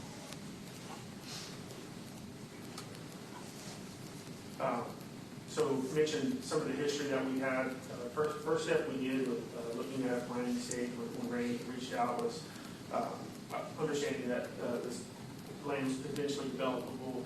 We ran a few scenarios for different development options and develop traffic projections to first and foremost determine, depending on what may or may not come in, determine the size of the roadway that would need to be put in. So more or less a capacity study. And that would help develop what we would call a typical section, how many lanes we have, with bike lanes, sidewalks, and so forth, and what our ultimate right-of-way footprint would be. And so, again, we completed the traffic study, came up with a few different options, and each one of those options yielded the same section. It's what we're showing is it's 2 lanes, one lane in each direction, a center turn lane with bike lanes and then sidewalks as well. I've got in here, again, I know this is a little tight to see. We do obviously have proposed roundabout there in the center where we meet up with the Walmart driveway. Initially, that was not necessarily the plan to develop that roundabout. We were going to do more of a S-curve through there that ties into Kitty Hawk. But in doing so, that would have impacted the conservation easement that's for a stream that parallels the Walmart property. Prior to that Walmart being installed there, that stream ran through that parcel. The agreement with the Army Corps of Engineers when they relocated that stream was it had to be put into the conservation easement.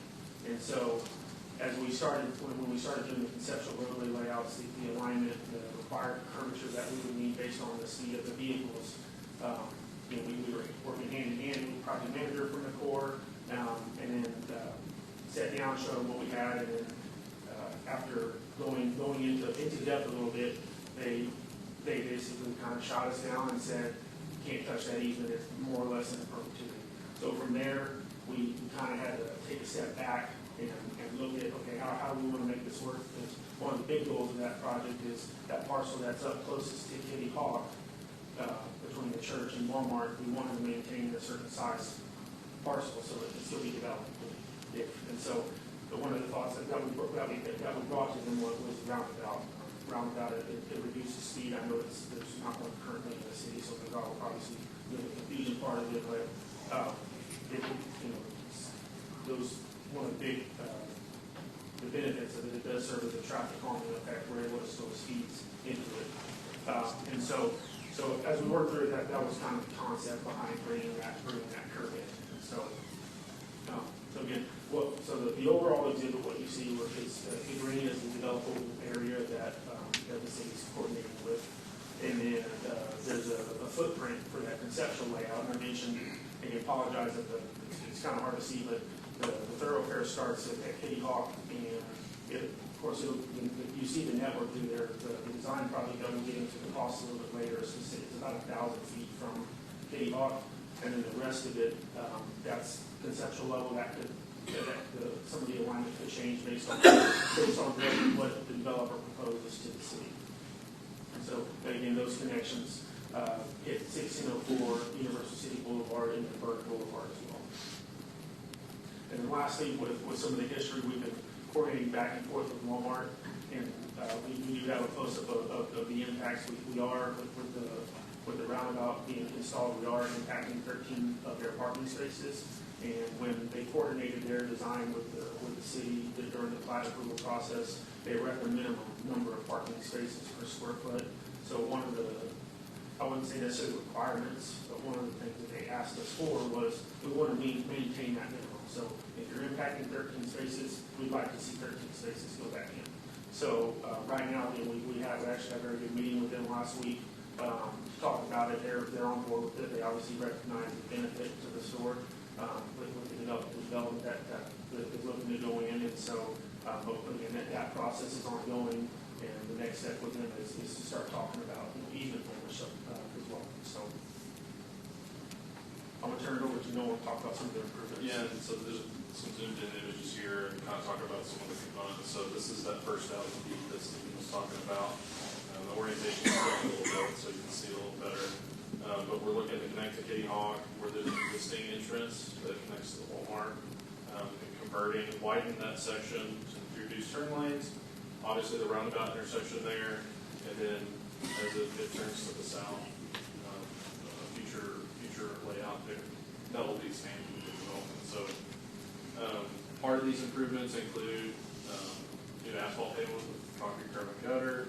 We're going to be introducing an internal storm drain system to pick up the runoff for all side drainage and, of course, the roadway itself.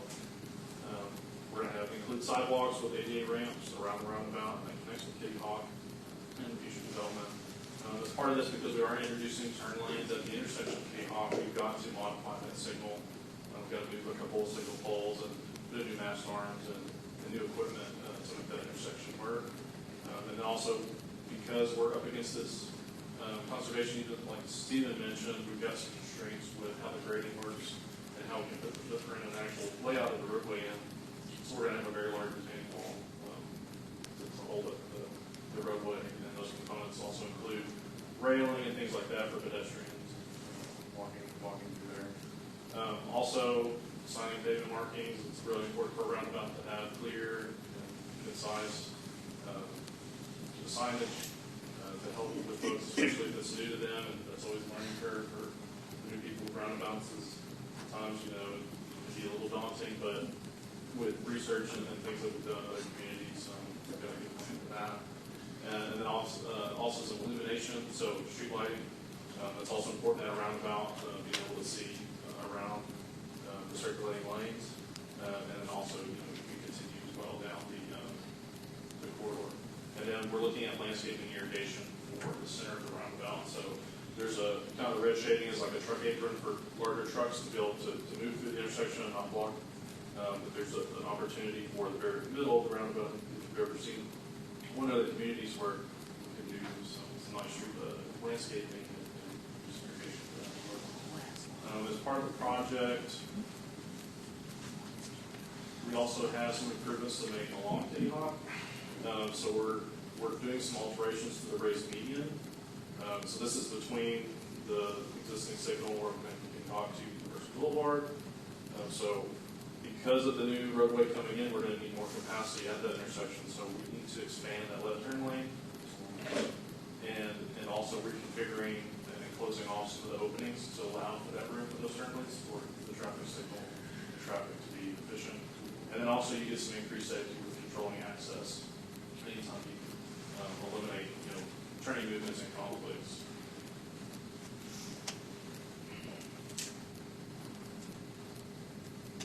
And then here's a zoomed in view of the bottom left corner of some turning movements and how we're going to have to reconfigure the Walmart parking lot. So we're making sure that turning movements vehicles can get in and out of that parking lot with a revised drive aisle. And like Stephen mentioned, that's 13 spots that are impacted there. And we're working closely with them on converting that right of way, making sure we have the space during construction to do those improvements, and then bigger zoomed out view, maybe hard to see, but we're looking to add those parking spots on the Universal Boulevard side of Walmart's parking lot, so adding those parking spots in those corners.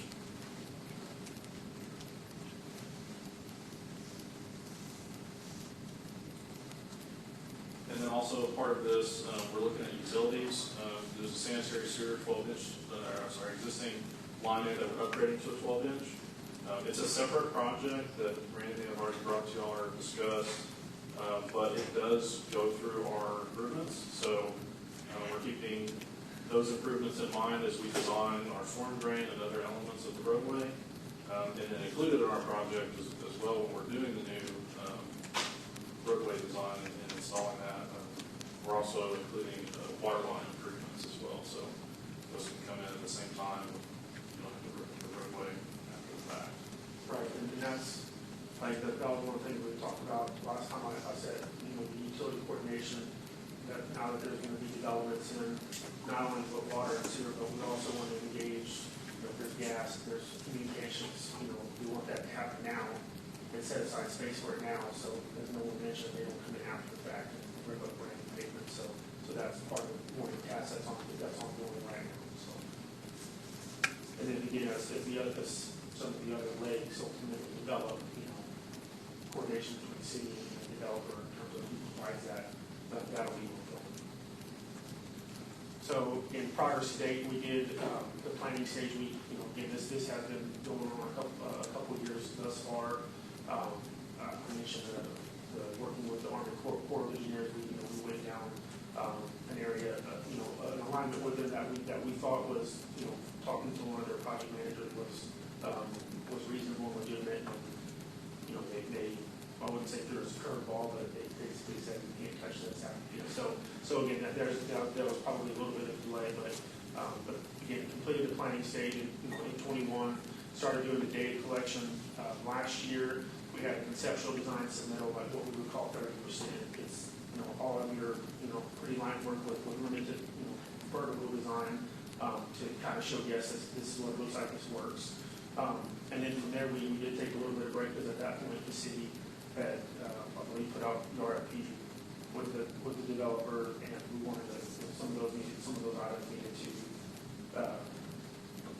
transpire, so we didn't get too far down the rabbit hole. And the developer tried, wanted to change something that was more beneficial to their site, and then we ended up having to go redesign a bunch of stuff. So He's talking about the reunion project only for the RFP.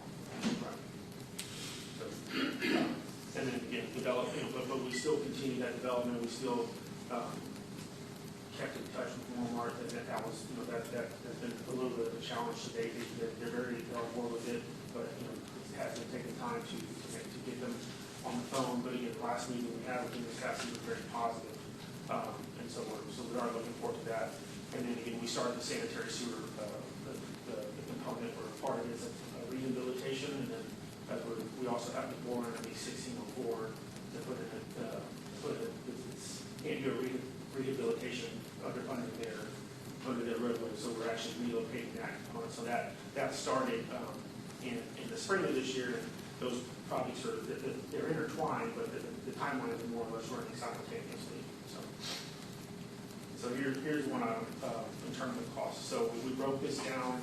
So this is the component for the Kitty Hawk thoroughfare, right? The more or less 1,000 feet stretch, and we broke these down to kind of outline what each item is. So roadway and drainage, signal modification, the retaining wall. That retaining wall isn't something that on this type of project we typically don't. It's a cost that we typically don't have, but because of the grading challenge that we have at that easement, we are having to design a retaining wall that is going to retain a decent amount of soil. So that is an added cost. The water line that's in there, and that's to be the ultimate development that will become a component of the system that Randy operates. Illumination, the lighting, landscaping, irrigation, we have a relatively small amount, and then we do have a 30% contingency added in there just because of the knowns. Again, with this being still tied to development, we want to make sure that we try to provide a bigger picture number to where we don't exceed that. So again, of course, all that rolls up to right around that 4.1. So, but again, this is for the section that ties into Kitty Hawk, the median improvements as well, the access improvements, and again, the individual items that we point out. So that's it. That's what we happy to. Okay. Roll call for questions. Thank you, Mr. Chair. First off, the 30% contingency, is that typical on a roadway project? It is at this stage, and so industry standard, we used to kind of pull that back maybe a little bit. So conceptual level stage was 30%, and we did develop 30% plans, so we just dropped that down to 25 or 20, depending on the comfortableness that we have. With the higher inflation costs and kind of the unknowns, we want to kind of maybe set expectations a little bit better with budget. And so we're still kind of at 30%. Just when we move to the next stage in 70% design, that will start to drop that down. And we're getting closer to construction. Yeah, okay. I'm not going to, anyway, Clay, on the Kitty Hawk, you're closing off access to the other side of the Walmart, basically the funeral home and the church right there. It looks like you're shutting down the majority of the access that points there. So, yes, they have the opening there. I apologize, my part is probably to see, but we are introducing a hooded left turn lane, which is in the middle, right in the middle median improvement. So they will still have access into the funeral home. I know that, processions and things that happen along, the exit is an important component of that, but they usually have traffic control and things like that, and they can U-turn at the city intersection. So. And the funeral processions, by the way, always go out towards 1604. They don't pass through the city. And they outside the intersection like to go through the multi-use agreement for the Evan Church. Yeah, well, you can still get in, but you're only getting in through the light. But you can't get in where we used to be able to get in? Yeah, from this side, so, and then from up there, you can't get out and head this way. You're gonna have to go down to the light to go out and go that way. But like Randy said, they have a joint use agreement with the church where they can still use that parking lot to use the signal to go left. That's the way I always go. And left, you won't be able to go left on Quail anymore? Right. Is that the only street that's going to be impacted with no left, or is there another street? No. Quell, to make a left turn on the Quell will be closed. Okay. So they'll go up at the next intersection, drive Kitty Hawk Road, that Quail is really close. Oh, absolutely. To City Boulevard, and if you're gonna turn to go left on Quail, you're actually really behind people who are waiting to turn left on UC Boulevard. And since the Quail Street goes through UC Boulevard, and then you turn left, and then you're back on Quail anyway, so, yeah, it won't have much of an impact on their So what I'm gonna really ask y'all for is the backup of the safety for the requirements of that, of shutting down the left turns out of basically out of the funeral home parking lot. I'm gonna ask you to really give me the backup on that, because I've got about 380 people that are gonna be upset. So I just need to be able to. 380 people at the funeral home? At the church. At the church, yeah. It's church that's affected. The church there is affected. So a big part of it too is, you know, the capacity for that left turn lane onto the thoroughfare. So part of it is if you leave that opening, you know, you're going to be conflicting with the queuing. So people at that signal will queue into the through lane and they won't be able to get out anyhow. I get it. I just need you to prove it. Sure. What are you worried about the church making the left turn out of there? Because that's the only way they can get out of there to turn left. You can turn left at the light, or you can turn left at the funeral. Most of us use the funeral home because it's faster than waiting at the light, and at the church, there's not enough parking to line up. Like, if you're, that parking lot is really small, so it's really weird. So if you're at the light, it's super awkward. Like, you can't line up cars that way. So a lot of us go to the church parking lot and take left out and then head home, as opposed to using light, because it just logically makes more sense, because you can't line up in that parking. There's not enough room in that parking lot, the way it's designed to line people up to get out. It's just not feasible. Mayor, I guess I'm not following you because you're talking about when you're leaving the funeral home. Well, this one right here. Yes. When you leave this, a lot of people, when they leave, they go out and go down. Gotcha. This one. That little opening. And I get it. What he's saying is I need the stacking depth because of the traffic that's here. Yeah. So I'm telling you what the issues are with the people in the church. No, we determined, and that's, determining the length of that was, that came from the queuing one, started the stacking one, so that we had. I mean, we did, I know, we looked at this quite a bit, and like we do provide that, what we call a hooded left or the next driveway, so they can always turn in, but that's like you said, the left turn access now, we have to go when you see that little traffic light there. Okay, because it does get very congested in the church parking lot. Trying to hit that one light to turn left. Because the majority of, a huge amount of people live on this side. And then once we put in the full thoroughfare where it connects to the access road on 604 and UC Boulevard, that is going to be another busy intersection as well. Come into that light. I would just be curious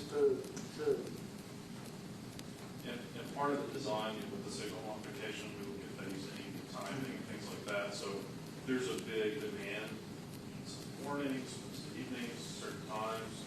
That's something that can be programmed and looked at in Ah, jeez, that's what Randy's lights. He just got on program the text dot. Now we got to do it the church did.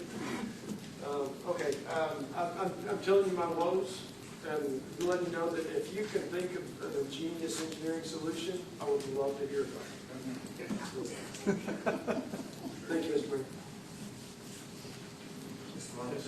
Can you tell us again how far that 4.1 million goes? Like how far into the development do we get for that? Is it just to Walmart or is it? Right. Everything is on the screen. So okay, so all the way to the south, it's about 1,000. It does also, the Walmart component is not significant, but it also includes the relocating, replacing the parking spaces as well. So. Okay. Okay, gentlemen, thank you very much. Okay, our next item for us this evening is we're going to go into a closed session. Pursuant to Texas Government Code Section 551L72 regarding the purchase and value of real property, deliberation in open session would have no effect on the position of the corporation and negotiations with a third party and for attorney consultation pursuant to 551L71-2 regarding property between 500 and 800 blocks of Kitty Hawk Road. So we'll go ahead and break off now into our closed session as quickly as we possibly can. Now 10:11. And there will be no action taken as a result. Some of the things I wanted to say. We'll move on now to the we're at. Consider the reappointment of the University City Council Board of Directors to fill the 2022-2024 unexpired term. Yes, sir, I'm sorry, let me gather my things. It's okay, no problem.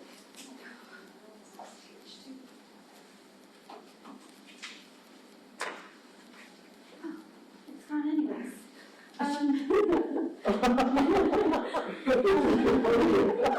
Long story short, thank you, Mayor. Mr. Neville was not reelected to City Council per our Articles of Incorporation. That means he automatically ceases to be a director for the EDC, and that position became vacant. Councilmember Goolsby and Councilmember Fitzpatrick also serve on the EDC. Our bylaws allow up to 4 council members to serve. Because Mr. Neville's seat had a vacancy, they did make recommendation at their last EDC meeting to go ahead and reappoint him for his unexpired term. So his term will expire at the same time all the other board members do in 2024. And they also agreed to keep him on as treasurer. That is a recommendation from EDC, but that decision would have to be ratified by council. Okay. Second. Councilmember Vaughn, second by Councilmember Coleman. Okay. It's late. It is late. It is late. It is late. And any other discussion, anybody? All right, good. Then call for the vote. Councilmember Vaughn. Aye. Councilmember Bowman. Aye. Mayor Pro Tem Goolsby. Aye. Councilmember Buck. Aye. Councilmember Fitzpatrick. Aye. Councilmember Jeremy. Aye. Very good. That concludes our business session today. So, City Manager, do you guys have comments, ma'am? No, sorry, no, thank you. All right, let's start with Mr. Button. Thank you, Mr. Mayor. Attended the Splash Fest on Saturday, it was a success. Had a great time. Thank you to Regina and the entire staff that put that together. Randy and your guys out there are spectacular. I asked tonight for support from 3 of my fellow council members in adding an item to the agenda for the next city council meeting. I've spoken about it several times, and it's the venue tax reallocation. To be clear, I separate the golf course from the venue tax. I love the golf course, I attend the events, sponsor them, want them to be successful. However, back in 2002, when the residents of Universal City were asked to approve the designation of a 1/4% sales tax, sorry, a 1/2 cent of sales tax to go towards the venue, it was specifically marketed as being designed to repay the bonds that were issued to fund the creation of the golf course and event center. It did contain language that it is to repay those bonds as well as fund the operations of the golf course. However, the primary purpose of designation of that venue tax was initially to repay the bonds. So now, 2023, we've made the final defeasing payment on those bonds, correct? So before we continue to use that 1/2 cent sales tax as a venue tax, the original designation having fulfilled its original purpose, I would like to ask the residents on the November 2023 ballot for their permission to reallocate some or all of that venue tax to something else. I understand that this may be a difficult concept or a difficult idea for some to support, and I understand that. If we vote on this at a coming city council meeting and it's voted down, I will not be hurt by this, okay? But I want to have the discussion. And I would like to have a vote on whether or not city council will ask the residents of Universal City to redesignate a portion of that tax to something else. So I would ask at this point for at least three of my fellow council members to join me in supporting having that discussion and then voting on whether to add it to the agenda for the next city council meeting. All right, you want a discussion? I want a discussion and a vote. I want this to be binding, to make a decision on whether to add it to the ballot in November of 2023, requesting permission from the residents to reallocate some or all of the venue tax to something else to be decided by city council, that ballot language will be decided. How are we going to reallocate it? And then giving direction to the city manager and her staff to draft that language and notify Bear County that we wish to put that it should be placed on the ballot for November of 2023. Okay. Well, no, this is not a discussion time. It's not a discussion. He wants to get consensus. I just want to get this added to the agenda so that we can discuss it and take a vote on it. If it's a 4-2, 5-1, whatever it turns out to be, so be it. I just want to have the vote and be able to discuss it. Can I have the support from 3 of my council members? I'd like some clarification. Can I get clarification? Okay. And only, before I vote to do that, I need a clarification on the fact that we already in the process of having workshops on this, that scheduled more workshops. Before that, was that still going? And so my question to you would be, you're asking to forego any of that and just jump forward with that? No, sir. What I'm asking for is that about approximately 8 weeks ago, we had a workshop. We've just been discussing this since at least February, when we got the notification that the final defeasing payment was going to be made for those bonds. We've requested it, and the city manager has told me that she's getting some conflicting guidance. She needs some specific guidance. I asked her what we're waiting for, and she told me that she's waiting for guidance from the city council. So again, I bring it up. You're asking to forego what we had been discussing about having some more workshops and getting together with some more ideas on this? Or are you asking to forego those discussions and move on with this process? What I'm trying to do is get this done before the budget season comes up. The deadline to notify Bear County of our intent to place this on the ballot is August 28th, August 21st. We're about to get right into budget season where we're already going to have a lot of long meetings, a lot of long discussions, crunching numbers, stuff like that. I would like to try to, and if August 21st is right in the heat of that in terms of trying to discuss the budget.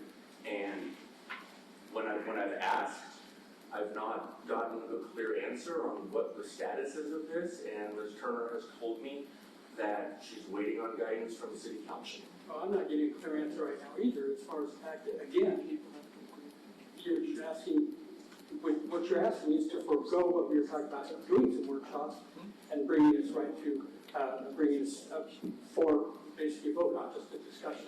I don't know at this point. Are you trying to say you need more information, like before you could vote, you're saying you would need more discussion about the golf course? I want to know if he's asking to forego the workshops we're talking about having on this particular It doesn't issue. feel like he has enough information. Are there any workshops currently scheduled regarding reallocation of the venue tax? There are none, Paul.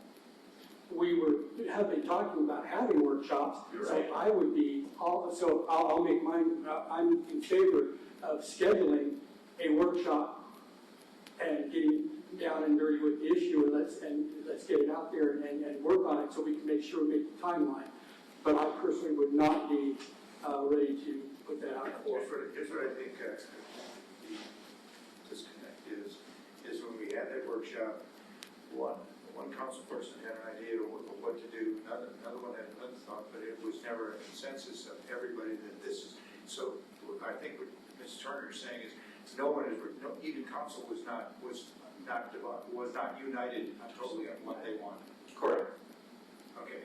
So I wish to make a decision one way or the other. That's why I seek input and support from 3 of my fellow council members to add this definitively to the agenda. Barring any one of us, I believe, adding it to a future agenda, it will not get added to a future agenda. I would like to add basically a workshop to know what we want to put on the agenda as far as what to vote on. Because I think the idea of leaving it, we're going to Ms. Turner's got to put something down, but she doesn't know what. So we need to give her guidance as to what we want to see on that. So I think we do need one more meeting so that we can give her guidance, so then, within another meeting or two, she can have that together. Then I request for 2 items to be added to 2 future agendas. At the next city council member, the discussion of how city council would like to potentially have the venue tax reallocated to something else. The immediately thereafter following council meeting, to have the vote on that item that we decided upon during the workshop. I guess I'm gonna throw it out there that I didn't feel like we necessarily had exhausted that it should be reallocated as of yet, because there was still debt to the city that needed to come back from the golf course, that they had loaned the interdepartmental, I forget what terminology that the lawyer used, but that was something that needed to be paid back. And so, as part of the discussion that we have on that, I think we should have a plan on how that is going to be accomplished, so it doesn't impact our bond rating and all of those other things going forward. So, I'm not ready on reallocation yet. I think we still need to talk about what is the timeline of it. Does it need to go on this November, or would we be more judicious in holding it back for another year to make another payment towards that and then putting on the ballot? I know you're managing towards that August 21st date, but I don't want to rush the decision and regret it later. So then I offer to all of you that you can vote no.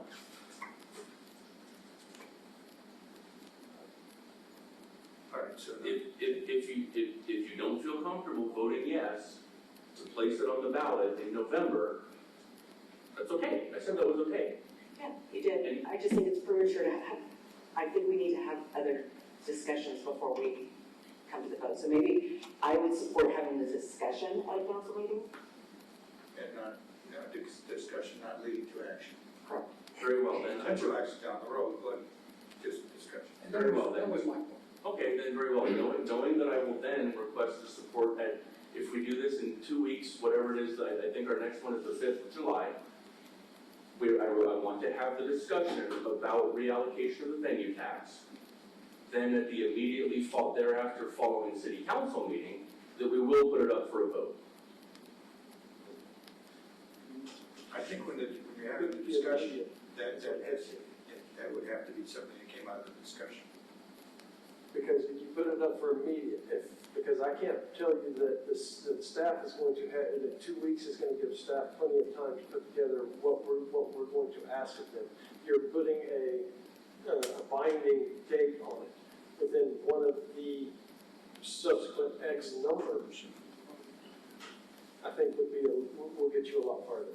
At a council meeting prior to the deadline of notification to Bear County, that we will hold a vote. I can work it back. Okay. So, And that would be if there's a determination that we want to go forward with it. very well. So, at the next city council meeting, that we will have a discussion about reallocation of the venue tax. If that timeline That's just put it down as an agenda, absolutely. Very well. Knowing then that I will ask for your support at that meeting or at a future meeting to place it on, to then call for a vote. Very well. But not at the discussion. Not at the discussion meeting. I understand your discomfort. I understand your discomfort. I'm willing to negotiate on this. No, what I mean is I'm not going to say either you support me or you don't support me. Okay? I'm certainly willing to negotiate on this, but I want to make sure that there is forward progress on this. Towards having the discussion and then having a vote at a council meeting that will meet and convene with sufficient time to provide the requisite notification to Bear County of placing it on the ballot if we so decide. The forward progress. You're not asking for future commitment from this council. I'm not. Okay. No, I am not. We're not, no future commitment. No future commitment. Here. No He's just future- no asking for future it on the commitment. agenda. Yes, I'm not. So There you go. Okay. at this point, a discussion at the next city council meeting. So all you get your ducks in a row, so you know what to ask. Thank you, Mr. Mayor. That's all I have, sir. Mayor? I'm good, thank you, sir. All right, so a lady came up and spoke today about the weeds at Capano Ridge. She also sent an email out to all of you. I drove out there personally, and like they are like literally up chest high. I realized that we don't have, she's tried to work with him, she's tried to contact him, she's given him a price. She said, we'll mow it, will you help pay part of the price? They were even willing to negotiate. The land developer is not interested at all in working with her. So she's asking council to help her out. And so my question is can we have an agenda item regarding the ordinance that talks about those weeds and how long that unincorporated or whatever, I know we have rules that it can be whatever it wants to be, but is it something that we can actually look at and decide as a council that maybe it needs to be at 2 feet, not 5 feet, because that does seem a bit ridiculous, and they're very amenable to having it at, you know, even if it's foot high or 2 feet high, but like it's literally 5 feet, like I'm 5'6" and it's up to here on me. So is there a way that we could possibly put that on the agenda to discuss that ordinance and possibly work with this? Thank you for bringing it up. I wish Mr. and Mrs. Thompson had stayed. So when I sent the information back out to all of you with the agreements on it, I also want to carbon copy the owner of that property because his name and phone number were within those documents, and I anticipated that he was going to be getting a call. So I did get an email back from him. It says, Kim, thank you for this information. I'd like to respond to Ms. Thomas's comments below. Last October 7th at 11 a.m., I met Ms. Thompson at the property. We discussed the situation. It was acknowledged that I was violating no city codes and that the HOA had the responsibility for maintaining a 25-foot strip adjacent to the subdivision.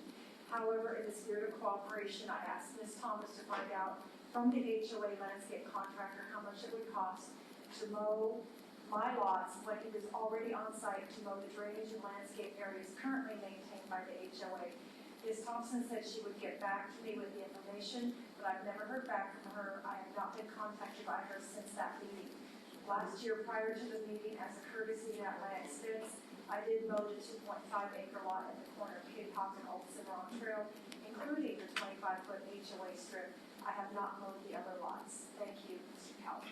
So I'm wondering if there is a disconnect between the two property owners. Yeah, that's not what she told me tonight. She said she did contact him. She got like 3 bids. She sent him over to him, and he said that they should have to pay for all of them, is what she said to me. I don't know. Like, that was the initial, I was there for those. That was the initial discussion last year at HOA, and she was a new HOA president. They didn't understand that the HOA is the one that's required to maintain a 20-foot landscaping between the subdivision and his, and she thought it was his responsibility. Once we identified with her by plat and by the covenants for that subdivision, then she went out as the HOA president and got 3 bids for the HOA. He had asked that when she selected the company, if he could get a bid for his property too.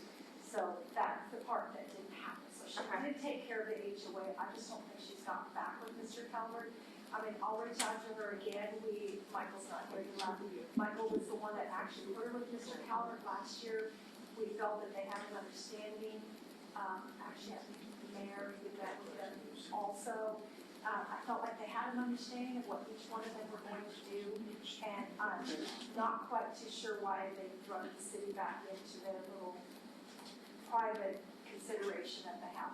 I understand that the grass gets high, but it's not like a residential lot where it's, 10 or 12 inches or below.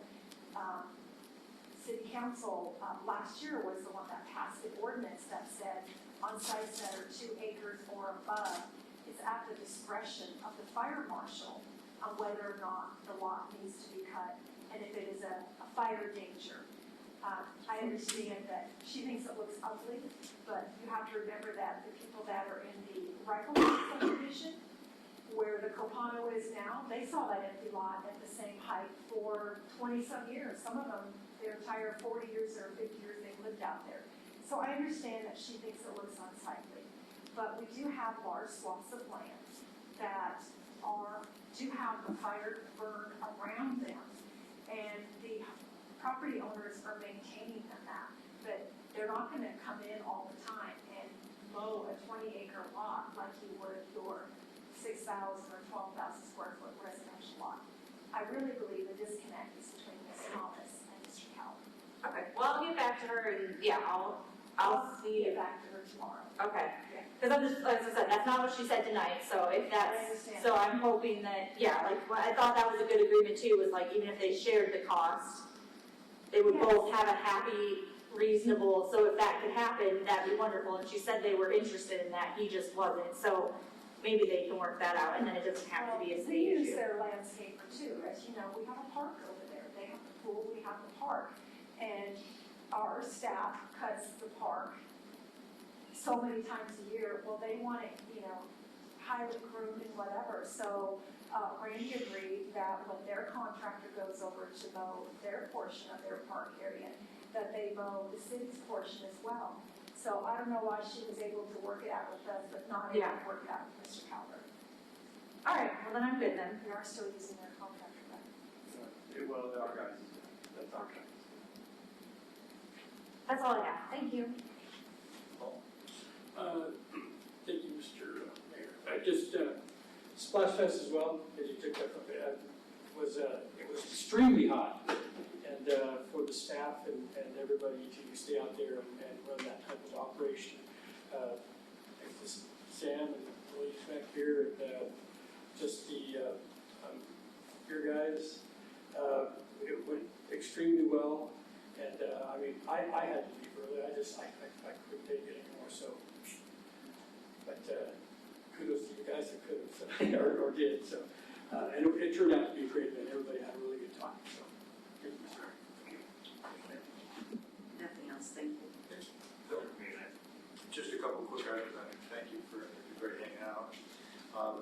Randy and I went down to Commissioner's Court this morning, and I specifically thanked the court for the money that we're going to be receiving for Hillview, and it was really an opportunity for us to say we really agree that it's a great project. We love the support that the county has been giving us over all these years.